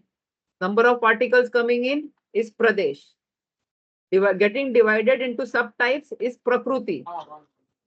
okay, for the duration for which they stay contract में, with the same space, sharing the same space, जो बॉन्डेज का ड्यूरेशन है कर्मों का, इट्स कॉल्ड एज स्थिति. And when they come in Uday, the power which with they will give the फल, the fruition power जो कहते हैं, that is called as अनुभाग. ओके, इधर तक थोड़ा क्लियर हुआ? See, it is getting little technical, तो थोड़ा अपना उपयोग लगाना पड़ेगा, और बार बार आप मनन करोगे, चिंतन करोगे, तो ये टर्मिनोलॉजी से यूज टू हो जाएंगे. आई अंडरस्टैंड कि थोड़ा टेक्निकल है ये करके, पर मैंने पहले पढ़ा है इसलिए मुझे पता है. मुझे भी इनिशियली डिफिकल्टी हुई थी, ऐसी बात नहीं है, नए नए टर्म्स आते हैं ना, तो होता है सबको. ठीक है, तो अभी यहाँ पर हमारे लिए हमने आप देखा. पहले से प्रिपेयर्ड हैं. हाँ, हम लोगों के लिए आप पहले से प्रिपेयर्ड हैं. कुछ नहीं, ऐसा मेरे को भी किसी ने पढ़ाया है ना. It's always lighted to enlighten, ऐसा रहता है. ठीक है, तो यहाँ पर जो प्रकृति और प्रदेश है ना, मतलब number of particles coming in and the type of particles, that gets decided by योग. ओके, योग क्या होता है? जब भी कर्म बनता है ना, तभी हमारे जो आत्म प्रदेश है ना, उसमें कुछ वाइब्रेशन होते हैं. ओके, मन वचन काय के निमित्त से वाइब्रेशंस होते हैं. उस वाइब्रेशन के अनुसार नंबर ऑफ पार्टिकल्स और कितने ज्ञानावरण, कितना दर्शनावरण वगैरह बनेंगे. और जो ड्यूरेशन एंड पावर जो होता है उसका, that is decided by the कषाय. तो कषाय is the glue. Okay, why they are telling you all this, ये टेक्निकल क्यों बता रहे हैं? क्योंकि वो नवीन बंध कैसे होता है उसको बताया उन्होंने. फर्स्ट दे रूल्ड आउट ज्ञानावरण, दर्शनावरण एंड अंतराय कर्म. देन दे सेड कि मोहनीय कर्म इज द कल्प्रिट. फिर मोहनीय कर्म में भी उन्होंने बताया कि इट इज योर भाव, मिथ्यात्व एंड मोह राग द्वेष भाव. Okay, that is the culprit. अभी उसमें बता रहे हैं कि ये भाव से क्या होता है. जब भी आपके आत्म प्रदेशों में कंपन होगा मन वचन काय से, तो the number of particle and the type of karma gets decided. And the कषाय विल डिसाइड, जो हमारे राग द्वेष जो हो रहे हैं, दैट विल डिसाइड कि ये कर्म कितने टाइप तक रहेगा और कितना खतरनाक या अच्छा या बुरा फल देगा.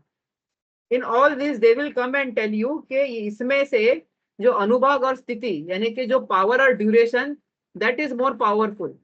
Okay, in giving the fruit, because अनुभाग इज द कितना उदय में कितना फल दे रहा है, which is decided by the कषाय. तो ultimately they are pinpointing के तुम्हारे बंध का कारण तुम्हारा कषाय ही है. आया ख्याल में? ये पूरा सर्कल, स्टोरी, साइकिल बताकर तुमको यही बता रहे हैं ये. ठीक है, now we will go through this reading.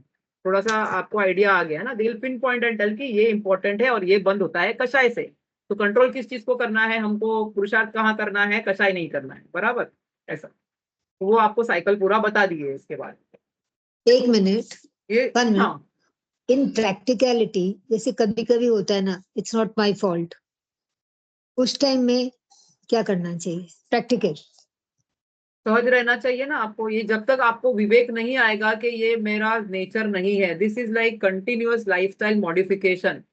Exercise रोज करते हैं, हेल्दी फूड रोज खाते हैं, ये याद तो रोज नहीं हर समय दिलाना है अपने को. दिस इज माय, क्योंकि चेंज तब आएगा ना जब you do every day the same thing. This is not my स्वभाव, दिस इज नॉट माय स्वभाव. तभी आप वो बार बार, it should become a habit के रिफ्लेक्स एक्शन. जब तक आपका हो जाएगा, याद दिलाने की भी जरूरत नहीं पड़ेगी, तब आपका वो पार्ट ऑफ योर नेचर हो जाएगा. ओके, क्या होता है, जो जो हम याद दिलाते हैं, जो जो हमारे ज्ञान में करते हैं ना, it goes through a process which is called as like, उसको एब्जॉर्ब करके हम धारणा में, संस्कार में डालते हैं, हमको स्मृति में डालते हैं, संस्कार में डालते हैं. It should become a reflex action कि ये मेरा स्वभाव है ही नहीं. आपको गुस्सा, क्रोध, राग आना बंद हो जाएगा. एंड उसका बेसिक ये जो है ना, वो ज्ञान है. You know that you are not this. उस पर श्रद्धान करना है आपको. ये मेरा नेचर नहीं है. कर्म का उदय आया तो मेरे भाव ऐसे हो रहे हैं, बट आई कैन रिमेन ज्ञाता दृष्टा टू दिस भाव. फिर भी कभी कभी कर्म का उदय इतना जोर का आता है कि आप रिएक्ट कर जाते हैं. आई एम नॉट सेइंग कि नहीं होगा, क्योंकि हमारा लेवल तो वो है ही नहीं ना अभी. रिएक्ट करने के बाद में don't let that movement go. Think over it कि I could have behaved another way, I could have done this, it didn't make a difference. होना तो वही है जो होता है करके अपने आप को वो याद दिलाओ. तो नेक्स्ट रिएक्शन जब आएगा तो थोड़ा कंट्रोल आना चालू हो जाएगा. और जब जब आप ये याद दिलाते हो ना, इट्स जो भेद विज्ञान कहते हो ना, हम भेद विज्ञान हो रहा है, it is a type of भेद विज्ञान that you are doing. It is the भेद विज्ञान कि ये मेरा नेचर नहीं है. आपने अपने आप भावों से, जो विकारी भाव है, उससे अपने आप को अलग कर दिया, भेद कर दिया उससे. उसी का नाम भेद विज्ञान है. मैं जीव हूँ, मेरा स्वभाव ये. जितना जितना हम ये पढ़ेंगे जीव के बारे में, उतना हमारा ज्ञान क्लियर होता जाएगा. We will understand the functioning of the self and of the world तो अपने आप में चेंजेस आने ही लगेंगे। It is training based on ज्ञान, based on knowledge, it's not forceful training. सहज कब होगा? जब ज्ञान होगा तभी। इसीलिए तो ये इतना सारा पढ़ा रहे हैं अपने को कि ये साइकिल हो कैसे रहा है, उसमें आप फिट कहाँ होते हो, आपका स्वभाव है क्या करके, ताकि आप ही अपने आप को ट्रेन कर सको। ये साधना ही तो कहते हैं ना, साधु क्या करते हैं? साधना करते हैं ना, हर पल साधना कर रहे हैं इस बात की। इसीलिए सब कुछ छोड़ दिया उन्होंने, सिर्फ इसी बात की साधना कर रहे हैं कि मैं आत्मा हूँ, मैं क्या नहीं हूँ करके, ऐसे। ठीक है, तो हमारा स्टार्ट तो श्रद्धांत से होगा first. Everything starts with belief. Okay, एक भी जीव, इवन एक इंद्रिय भी ऐसा नहीं है जो किसी बिलीफ के बिना कुछ कर रहा है। आप कुछ भी कर लो, it is, belief is embedded in that. जब हम भोजन कर रहे हैं, सोच के कर रहे हैं कि ये मुझे शरीर के लिए अच्छा है करके, ऐसा, तो बिलीफ इज ऑलरेडी एम्बेडेड। ये अलग बात है कि हमारी बिलीफ अलग चल रही है अभी, लेकिन वो जब चेंज नहीं होगी, तुम्हारा एक जो पहला वाला कहते हैं ना, पहला घड़ा अगर उल्टा पड़ा है तो ऊपर के सब जो घड़े हैं, घड़े यानी के मटके हैं, सब उल्टे ही पड़े रहेंगे। तो first step is to change your belief. पहला वाला घड़ा सीधा करो तो ऊपर के घड़े सब अपने आप सीधे हो जाएंगे। बिलीफ चेंज हो गया तो कंडक्ट अपने आप चेंज होगा, उसको कोई कर ही नहीं सकता कुछ उसको। When your belief changes, your conduct will appropriate, उसके हिसाब से चलेगा ही चलेगा। It will not be in your hand only, ऐसा चेंजेस आएगा ही, वो सहज रूप से आएगा फिर। ठीक है, हाँ, तो हाँ, मतलब यही हुआ कि even if you know it's not your fault, तो भी बस ठीक है, सहज वैसे सेंड कर लो, डोंट रिएक्ट। इट इज यही है नॉट ना? Your fault in the sense, नहीं, लाइक क्या होता है, जैसे कि देखो भाव कई तो बार हम होता नहीं है, बांधे हैं जो उदय में आ रहे हैं कभी ना कभी, नहीं ऐसा। वो तो दे है, आर नॉट टेलिंग वो us to become not responsible for that, they are telling you to show separation from that, ऐसा। इसको साक्षी भाव से देखो। ऐसे नहीं हम भाव कर ही नहीं रहे, हम गुस्सा करके मार के चले जाए, हमने तो किया ही नहीं, ऐसा नहीं बोल रहे वो कि हम नहीं नहीं रिस्पॉन्सिबल नहीं नहीं, है। वैसे नहीं, हाँ, I don't mean that, I don't mean अच्छा, दैट। हाँ कभी कभी होता है ना कि हाँ, कभी कभी इट्स, होता है। रिपेंट फॉर इट, हाँ रिपेंट, हाँ, जो हम नहीं कहते हैं ना नहीं, उसका। Not even that, I am not saying that. नहीं, मैं क्या बोल रही हूँ, जैसे कि होता है ना कि I am not this, I have not done this, मतलब कि तत्काल जो है कि है ऐसा हुआ था, नहीं, लेकिन मेरे हिसाब से I am not like this, I have not done it, I am simply being blamed. ऐसे सिचुएशन में, अगर आपने सचमुच नहीं किया है जो भी आप बोल रहे हो, हाँ वो तो उसमें आपका हाँ कोई, आपको कुछ बॉदर ही नहीं करना है उसमें तो। हाँ इल्जाम तो हाँ, आते हैं और जाते हैं, उसमें क्या नहीं तो करेंगे उस हम टाइम लोग। कैसे रिएक्ट करना, उस टाइम कैसे रिएक्ट करना? कुछ आज, नहीं, आपको रिएक्ट करने की जरूरत नहीं, हमने किया ही नहीं, बोलने की जरूरत नहीं है हाँ, करके आई तो। देखिए, आप आपके ऊपर कोई तो झूठा इल्जाम आता है ना, तो उस वक्त ये सोचो कि कोई भी जो उदय आता है, अपयश कीर्ति या जो भी उदय आता है, बिना उसके आपने आया, कभी ना कभी किसी पे लगाया है। कभी ओके, किया है। उसका उदय आया है अभी, तो स्टे काम। कुछ कुछ अपने आप को डिफेंड, अगर इतना बड़ा कुछ हो जाए तो of course you have to defend yourself, whether it is creating a problem, rift in relations and all that. लेकिन ऐसा just stay calm in that, it is okay, इतना कोई बड़ी बात नहीं है, तो इट इज ओके। मैं तो, मेरे साथ में जब ऐसा होता है ऐसे तो मैं उस जीव से क्षमा मांगती हूँ अपने माइंड में, जिसके साथ मैंने कभी ऐसा किया होगा, जिसकी वजह से ऐसा उदय आया कि मुझ पे गलत इल्जाम कभी ये लगाया आता जाता है, कभी ये मन में आता है कि हाँ, है। हाँ, हो सकता है कि कभी, आई डोंट नो वेन, हो हुआ सकता है, होगा। 100%। हाँ बिलीव, पहले हाँ, श्रद्धा से चालू करो। मेरे पे इल्जाम आया है, मतलब मैंने इल्जाम लगाया है कभी ना कभी। that not in this life, some other life. हाँ हाँ, Yeah, of course not in this yeah. Life. कर्मों के उदय तो थोड़ा थोड़ी सागरों तक चलते हैं ना, कौन से भव में कब क्या उदय में आया, और नहीं भी किया होगा, किस रूप से संक्रमित कर हो गया है, वो भी होता है अंदर। हमने बुरे भाव किए तो जो पहले अच्छे कर्म बंधे वो भी गलत में चेंज हो जाते हैं वगैरह। ये तो अंदर में बहुत कुछ इनका चलता रहता है, कर्मों का चेंजेस वगैरह। जैसे बांधे वैसे के वैसे उदय में आए, जरूरी नहीं है। पुण्य वाले पाप में चेंज हो जाते हैं, पाप वाले पुण्य में चेंज हो जाते हैं आगे के भावों में। You to stay calm in that is only way. If you give any kind of reaction, extreme reaction, आप नए कर्म तो बांधोगे ही बांधोगे, बराबर। कुछ भी करना, करना जहां पर आता है वहां नया नया बंधन होता ही होता है, और जहां आप अकर्ता रहोगे वहां नया बंधन से छूटोगे, ऐसा। ठीक है, और ऐसा नहीं है कि ऐसा हम साधु टाइप अभी हो जाएंगे totally. It is a stage, it will go through changes. पहले बहुत तीव्र था कुछ रिएक्शंस, अभी वो धीरे धीरे माइल्ड होंगे, फिर धीरे धीरे एक्सेप्टेंस आता है। It is a long process, लेकिन इंटरनली हमको हमारा कंटिन्यूअस ये कॉन्टेम्पलेशन चालू रखना चाहिए। इससे छूट जाओगे तो फिर हम पता नहीं कब से घूम रहे हैं। हो सकता है हम पहले भी जैन धर्म में ये सब पढ़ चुके हैं, फिर हमने उसके ऊपर इंट्रोस्पेक्ट अप्लाई नहीं नहीं किया, किया। चिंतन नहीं किया उसके ऊपर, तो वो हमारी धारणा तक, हमारे संस्कार तक नहीं गया, तो हम भूल गए। फिर अभी वापस वही करेंगे तो फिर वापस घूम घूम के पता नहीं कब आएंगे, ऐसा। वो कंटिन्यूस अपने माइंड में ये बैकग्राउंड में ये रखना ही चाहिए ये, ठीक है। नॉन रिएक्टिव बनने की कोशिश करें ऐसा। समता भाव कहते हैं ना सब। और दूसरे के प्रति करुणा भी रखना, क्योंकि कभी वो लोग भी इंटेंशनली नहीं करते हैं, हो जाता है उनके भी कोई भाव का निमित्त को निमित्त रूप ही समझना, उसके ऊपर इल्जाम नहीं देना कभी, वेरी इंपॉर्टेंट, क्योंकि हम उसके निमित्त लिए को दोष देने लग जाते हैं बहुत बार। जैसा हमारा उदय आने वाला है ना, सामने वाले का भाव वैसा हो ही जाता है, सामने की सिचुएशन वैसी हो ही जाती है, क्योंकि उनका निमित्त वैसा बंदा है, निमित्त नैमित्तिक संबंध है। तो उनको दोष नहीं देना, अपने आप में ही रखना। You are, this is what they are saying कि बाहर में कर्मों का दोष नहीं है, बाहर में नो कर्मों का दोष नहीं है। It is ultimately boiling down to your own कषाय। हम जो रिएक्शन कर रहे हैं वो बाकी सबको आउट कर दो। You have to deal only with your own भाव, बाकी सबसे आपका dealing is not your problem. अच्छा, ये कषाय से क्या औरा बनता है उस टाइम?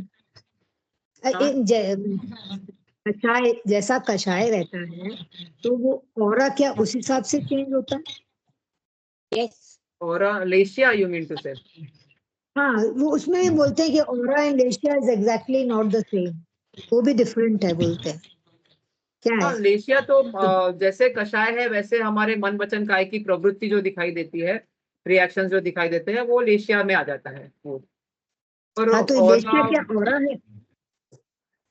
उससे आई औरा फॉर्म हैव होता है? नॉट रेड एनीथिंग अबाउट ऐसा ऑरा करके कुछ इन नहीं बोलते जिनवाणी, so I can not tell you about with that what respect. He means आभा मंडल, अपना जो आभा मंडल है उसको नहीं, वो हमने ऐसा नहीं है, लेशिया तो चेंज होती रहती है, ऐसा हम लोग में तो 6 लशिया पाई जाती है मनुष्य जाति में।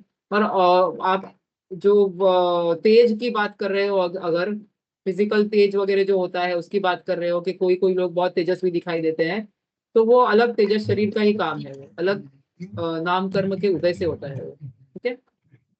नहीं, आजकल क्या है ना, वो इंस्ट्रूमेंट्स मिलते हैं, औरा औरा बताते हैं, उसको देख के औरा बताए। तो जिनवाणी से रिलेटेड नहीं है, मैं उसके बारे में ज्यादा कुछ बता नहीं पाऊंगी आपको। हाँ, तो नहीं बाहर में बराबर। और उसको कैसे रिलेट करना है वगैरह वो है, ये इतना साइंस इतना डिटेल्ड है ये ना, कि बाहर में दिखाने वाले बहुत लोग मिल जाएंगे, फिर इसमें श्रद्धा होती है ना तो बाहर का छूट जाता है अपने आप ही।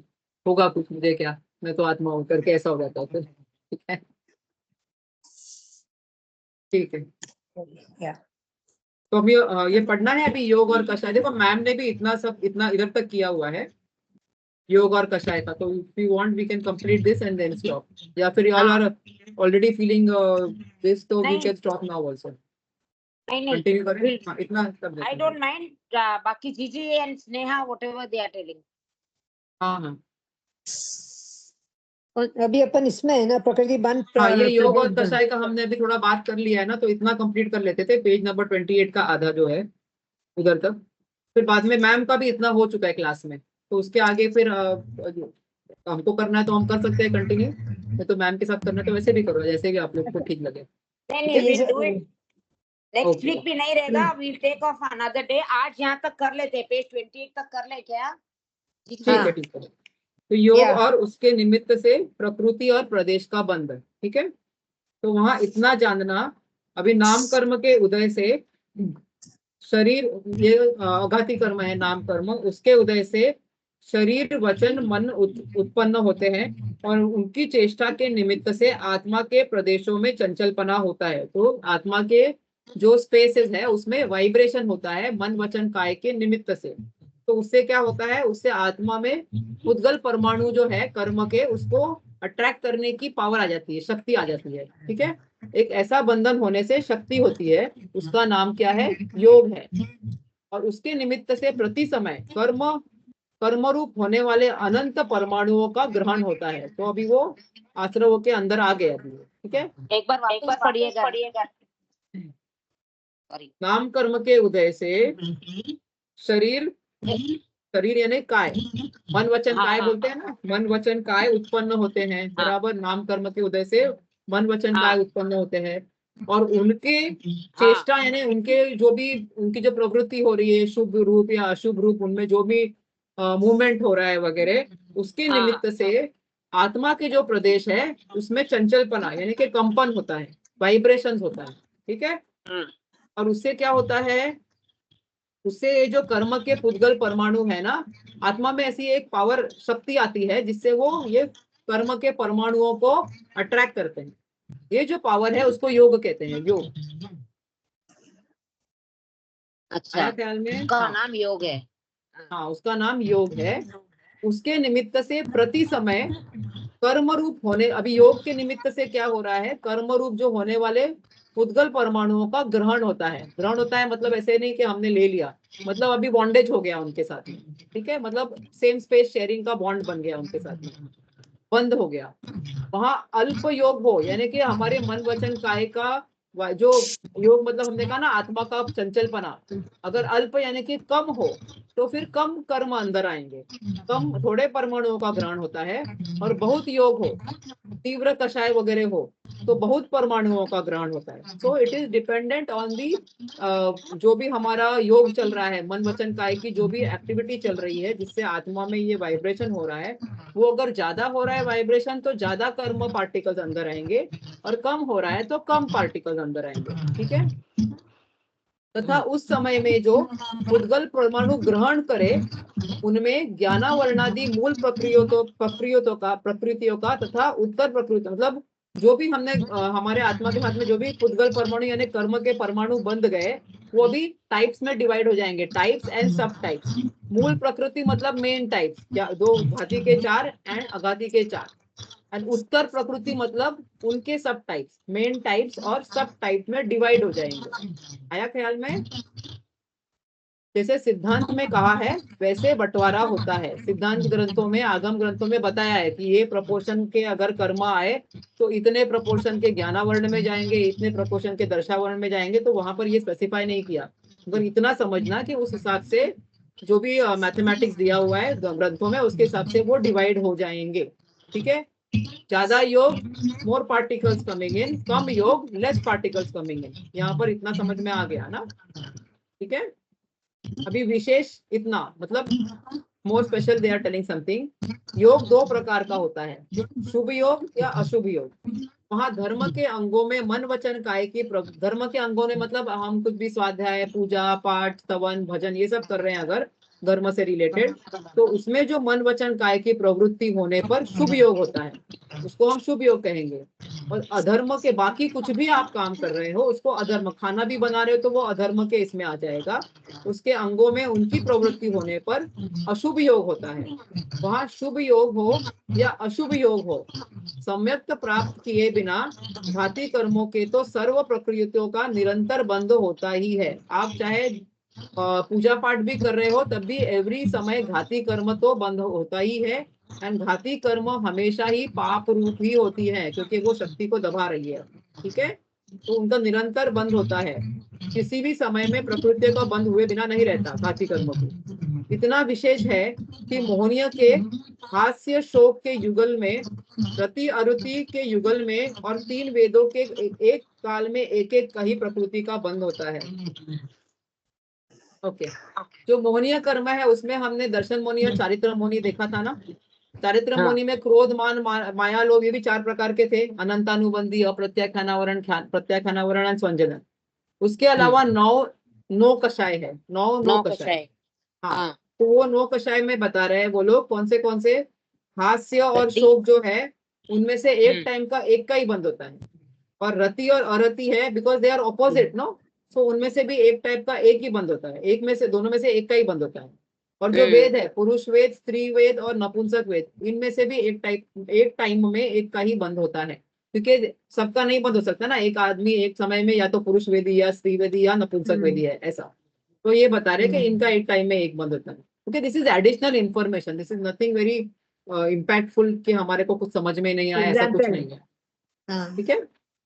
वहां अघाती कर्मों की प्रकृतियों का शुभ योग होने पर साता वेदनीय आदि पुण्य, जब हम शुभ योग करेंगे मतलब पूजा पाठ धर्म से रिलेटेड काम करेंगे तो हमारे अघाती कर्म जो है वो पुण्य प्रकृतियों का बंद होता है। और अशुभ करेंगे तो जो असाता वेदनीय आदि जो पाप प्रकृतियां हैं उनका बंद होता है। और मिश्र योग करेंगे, थोड़ा कभी कभी मंदिर में बैठे बैठे पूजा करते करते भी कुछ भाव आ जाते हैं इधर उधर, तो मिक्स बंद हो जाता है उसका, ठीक है, पुण्य का भी, और जैसे जैसे हमारे भाव है वैसा वैसा बंद होगा, ठीक है। तो यहाँ पर उन्होंने क्या कहा कि शुभ करो, योग करो या अशुभ करो, घाती कर्म का बंध तो हमेशा होता ही है, और शुभ करो तो अघाती कर्मों में पुण्य का बंध होता है, पुण्य प्रकृतियों का, और अशुभ योग करो तो पाप प्रकृतियों का बंध होता है, ठीक है। इस प्रकार योग के निमित्त से कर्मों का आगमन होता है, इसीलिए योग है वह आश्रव है। हम कहते हैं ना कर्म आते हैं आश्रव, तो किसके निमित्त से आ रहे हैं? योग के निमित्त से, मन वचन काय की प्रवृत्ति के निमित्त से, तथा उसके द्वारा ग्रहण किए हुए परमाणुओं का नाम प्रदेश है। जितने भी परमाणु हमने कर्मों के आश्रव से लिए हैं अपने आत्मा में, उसको हम, नंबर ऑफ परमाणु को हम प्रदेश कहेंगे। आत्मा के स्पेस को भी प्रदेश कहते हैं, लेकिन यहाँ पर हम रिफर कर रहे हैं कर्मों को। उनका बंध हुआ और उनमें मूल और उत्तर प्रकृतियों का विभाग हुआ, इसीलिए योगों द्वारा प्रदेश और प्रकृति बंध का होना जानना, अल्टीमेटली यही जो बोल रहे हैं वो। तो योग से number of particles and type of कर्म, कौन सा टाइप में कितना जाएगा वो डिसाइड हो गया, ठीक है। अभी कषाय से क्या होता है? क्या है? प्रकृति मतलब मूल प्रकृति तो यही हो गई ना, 4 घाती कर्म की और 4 अघाती कर्म की, और उत्तर प्रकृति यानी कि सब टाइप में, जैसे ज्ञानावरणी में उसके सब टाइप्स आते हैं ना, मति ज्ञानावरण, दशना, शुद्ध ज्ञानावरण वगैरह, उनके सब टाइप्स जो आते हैं वो उत्तर प्रकृति में। तो प्रकृति मीन्स टाइप एंड सब टाइप्स, ठीक है। फिर कषाय और उसके निमित्त से स्थिति और अनुभाग का बंध होता है। तो कषाय के निमित्त से ड्यूरेशन और पावर देने का, कितना पावर से वो फल देगा वो डिसाइड होता है। वहां मोह के उदय से मिथ्यात्व व क्रोधादि भाव होते हैं, उन सब का नाम सामान्यतः कषाय है, ठीक है। जो मोह के निमित्त से, मिथ्यात्व को भी कषाय ही कहते हैं, मिथ्यात्व, क्रोध, मान, माया, लोभ, ये सब कषाय है। उनमें से उन कर्म प्रकृतियों की स्थिति जो किन प्रकृतियों की जो अंदर आ गए, उनकी अभी प्रकृति मतलब स्थिति मतलब ड्यूरेशन डिसाइड होता है। वहां जितनी स्थिति बंधे उसमें अबाधा काल को छोड़कर उसके पश्चात जब तक बंधी हुई स्थिति पूर्ण न हो तब तक प्रति समय उन प्रकृतियों का उदय आता ही रहता है। देखो जब कर्म बनते हैं ना तो तुरंत उदय में नहीं आते हैं, ओके। हमने आज कर्म बांधा, समझो मैंने अभी मिथ्यात्व का एक कर्म बांधा, 70 कोड़ा कोड़ी सागर का बांध लिया, बहुत बड़ा, तो उस 7,000 साल तक, 70 कोड़ा कोड़ी सागर का बांधा तो 7,000 साल तक उस मिथ्यात्व वाला जो मैंने बांधा था उसका उदय नहीं आएगा। उस टाइम को अबाधा काल कहते हैं। यहाँ पर लिखा है ना अबाधा काल छोड़कर, मतलब the time for which they are not going to give fruit, there is a certain time, immediately after binding they don't give fruit, that time is called as अबाधा काल, ओके। उसके बाद में जितने ड्यूरेशन के लिए हमने बांधा है, एवरी समय जो वो वाला कर्म उदय में आएगा, ठीक है। अगर मैंने 7,000 साल के लिए बांधा है तो समझो 70 साल तक उदय में नहीं आएगा, लेकिन 70 साल के बाद में एवरी समय वो कर्म के पार्टिकल्स एवरी समय 7,000 साल तक उदय में आते रहेंगे, ठीक है, क्योंकि उसकी स्थिति 7,000 साल की है। आया ख्याल में? ठीक है। फिर फिर वहां देव, मनुष्य, तिर्यंच आयु के बिना अन्य सर्व घाती अघाती प्रकृतियों का अल्प कषाय होने पर, देखो आयु कर्म एक ऐसी है कि हम ज्यादा कषाय करेंगे ना तो ये जो देव, मनुष्य, तिर्यंच आयु, इनको शुभ आयु कहते हैं, और जो नरक आयु है उसको अशुभ आयु कहते हैं। बहुत कषाय करेंगे तो ये तीनों आयु है ना वो कम बनती है, ठीक है, और ज्यादा कषाय कम कषाय करेंगे तो ये तीनों की आयु लंबी बनती है, क्योंकि ये शुभ आयु है, ठीक है। इसमें बाकी, लेकिन बाकी सब जो कर्म है वो ज्यादा कषाय करने पे ज्यादा बनते हैं पाप वाले, और कम कषाय करने पे कम बनते हैं, ऐसा है। लेकिन इनमें ऐसा नहीं है, बहुत कषाय होने पर बहुत स्थिति बनती है और अल्प कषाय होने पर बाकी सब कर्मों में, लेकिन यहाँ पर ऑपोजिट है। बहुत कषाय करेंगे तो हमारी मनुष्य, तिर्यंच और देव आयु कम बंधेगी, ज्यादा कम कषाय करेंगे तो ये आयु लंबी बंधेगी, क्योंकि ये शुभ आयु। आया ना ख्याल में? उस कषाय द्वारा ही उन कर्म प्रकृतियों का में अनुभाग शक्ति का विशेष होता है। तो कषाय से हमने देखा कि एक तो स्थिति डिसाइड होती है, ड्यूरेशन, और उनका अनुभाग यानी कि वो कितना उदय में कितना फल देंगे। वहां जैसा अनुभाग बंद हो वैसा उदय काल में उन प्रकृतियों का बहुत या अल्प यानी कि कम फल होता है। ठीक है। वहां घाती कर्मों की सर्व प्रकृतियों में और अघाती कर्मों की पाप प्रकृतियों में तो अल्प कषाय होने पर अल्प अनुभाग बनता है और बहुत कषाय होने पर बहुत अनुभाग बनता है। पहले उन्होंने लास्ट पैराग्राफ में स्थिति के बारे में बताया। ठीक है कि ये 3 आयु को छोड़कर ज्यादा कषाय करेंगे तो ज्यादा ड्यूरेशन के लिए बनती है और कम कषाय करेंगे तो कम ड्यूरेशन के लिए बनती है। और यहाँ पर वो अनुभाग के बारे में पावर देने की शक्ति के बारे में बता रहे हैं कि ज्यादा कषाय करेंगे तो ज्यादा फल में पाप वाला जो है, अगर हम तीव्र कषाय करेंगे तो ज्यादा पाप वाले का उदय में आएगा तब ज्यादा फल होगा, और जब हम कम कषाय करेंगे तो ये पाप पुण्य वालों का ज्यादा फल होगा ऐसा, या फिर अल्प उनका जो पाप वालों का कम फल पाएगा। ठीक है। ये लॉजिकली जो हमको समझ में आता है वही बात लिखी है यहाँ पर। ठीक है कि कम कषाय करो बाद में बुरा फल नहीं मिलेगा वगैरह ऐसा। इस प्रकार कषायों द्वारा कर्म प्रकृतियों की स्थिति और अनुभाग का विशेष हुआ, इसीलिए कषायों द्वारा स्थिति बंद व अनुभाग बंद होता है। तो हमने देखा योग के द्वारा प्रदेश और प्रकृति बंद होता है और कषाय के द्वारा स्थिति और अनुभाग बंद होता है। तो वहां जैसे बहुत भी मदिरा है, मदिरा यानी अल्कोहल, ठीक है, उसमें थोड़े काल पर्यंत थोड़ी उन्मत्तता उत्पन्न करने की शक्ति है, तो वह मदिरा हीनपने को प्राप्त होती है। तथा थोड़ी भी मदिरा है और उसमें बहुत काल पर्यंत बहुत उन्मत्तता यानी कि बहुत इफेक्ट देने की शक्ति होती है, तो मदिरा अधिक पने को प्राप्त है। देखो यहाँ पर क्या कह रहे हैं, अगर कोई अल्कोहल होता है और वो उसमें पावर नहीं है ज्यादा, जैसे आई डोंट नो बियर वगैरह शायद थोड़ा कम पावरफुल होता है, तो वो आप बहुत सारा भी पी लो तो भी उसका आपको आपका विवेक भंग इतना नहीं होता है, कहते हैं ना, वो चढ़ती नहीं है उतनी।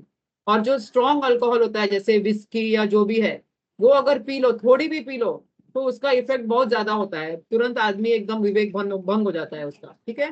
तो वैसे वो बता रहे हैं कि जो प्रकृति वगैरह होती है या परमाणु होते हैं ना, नंबर ऑफ पार्टिकल्स ऑफ कर्म they don't matter, the power matters, power and the duration matters to give, क्योंकि वो थोड़े बहुत ज्यादा भी बंदे हैं लेकिन थोड़ा सा ही फल दे रहे हैं तो उससे कुछ हमको फर्क नहीं पड़ने वाला है। लेकिन थोड़े भी बंदे हैं लेकिन फल बहुत ज्यादा दे रहे हैं बहुत तो उसका हमको ज्यादा इफेक्ट होता है। समझा, उन्होंने वो ऐसा एनालॉजी से समझाया है। ठीक है। उसी प्रकार बहुत भी कर्म प्रकृतियों के परमाणु हैं लेकिन उनमें थोड़े काल पर्यंत थोड़े फल देने की शक्ति है, तो वो कर्म प्रकृतियां हीनता को प्राप्त है। हीनता मतलब नॉट इफेक्टिव। ठीक है।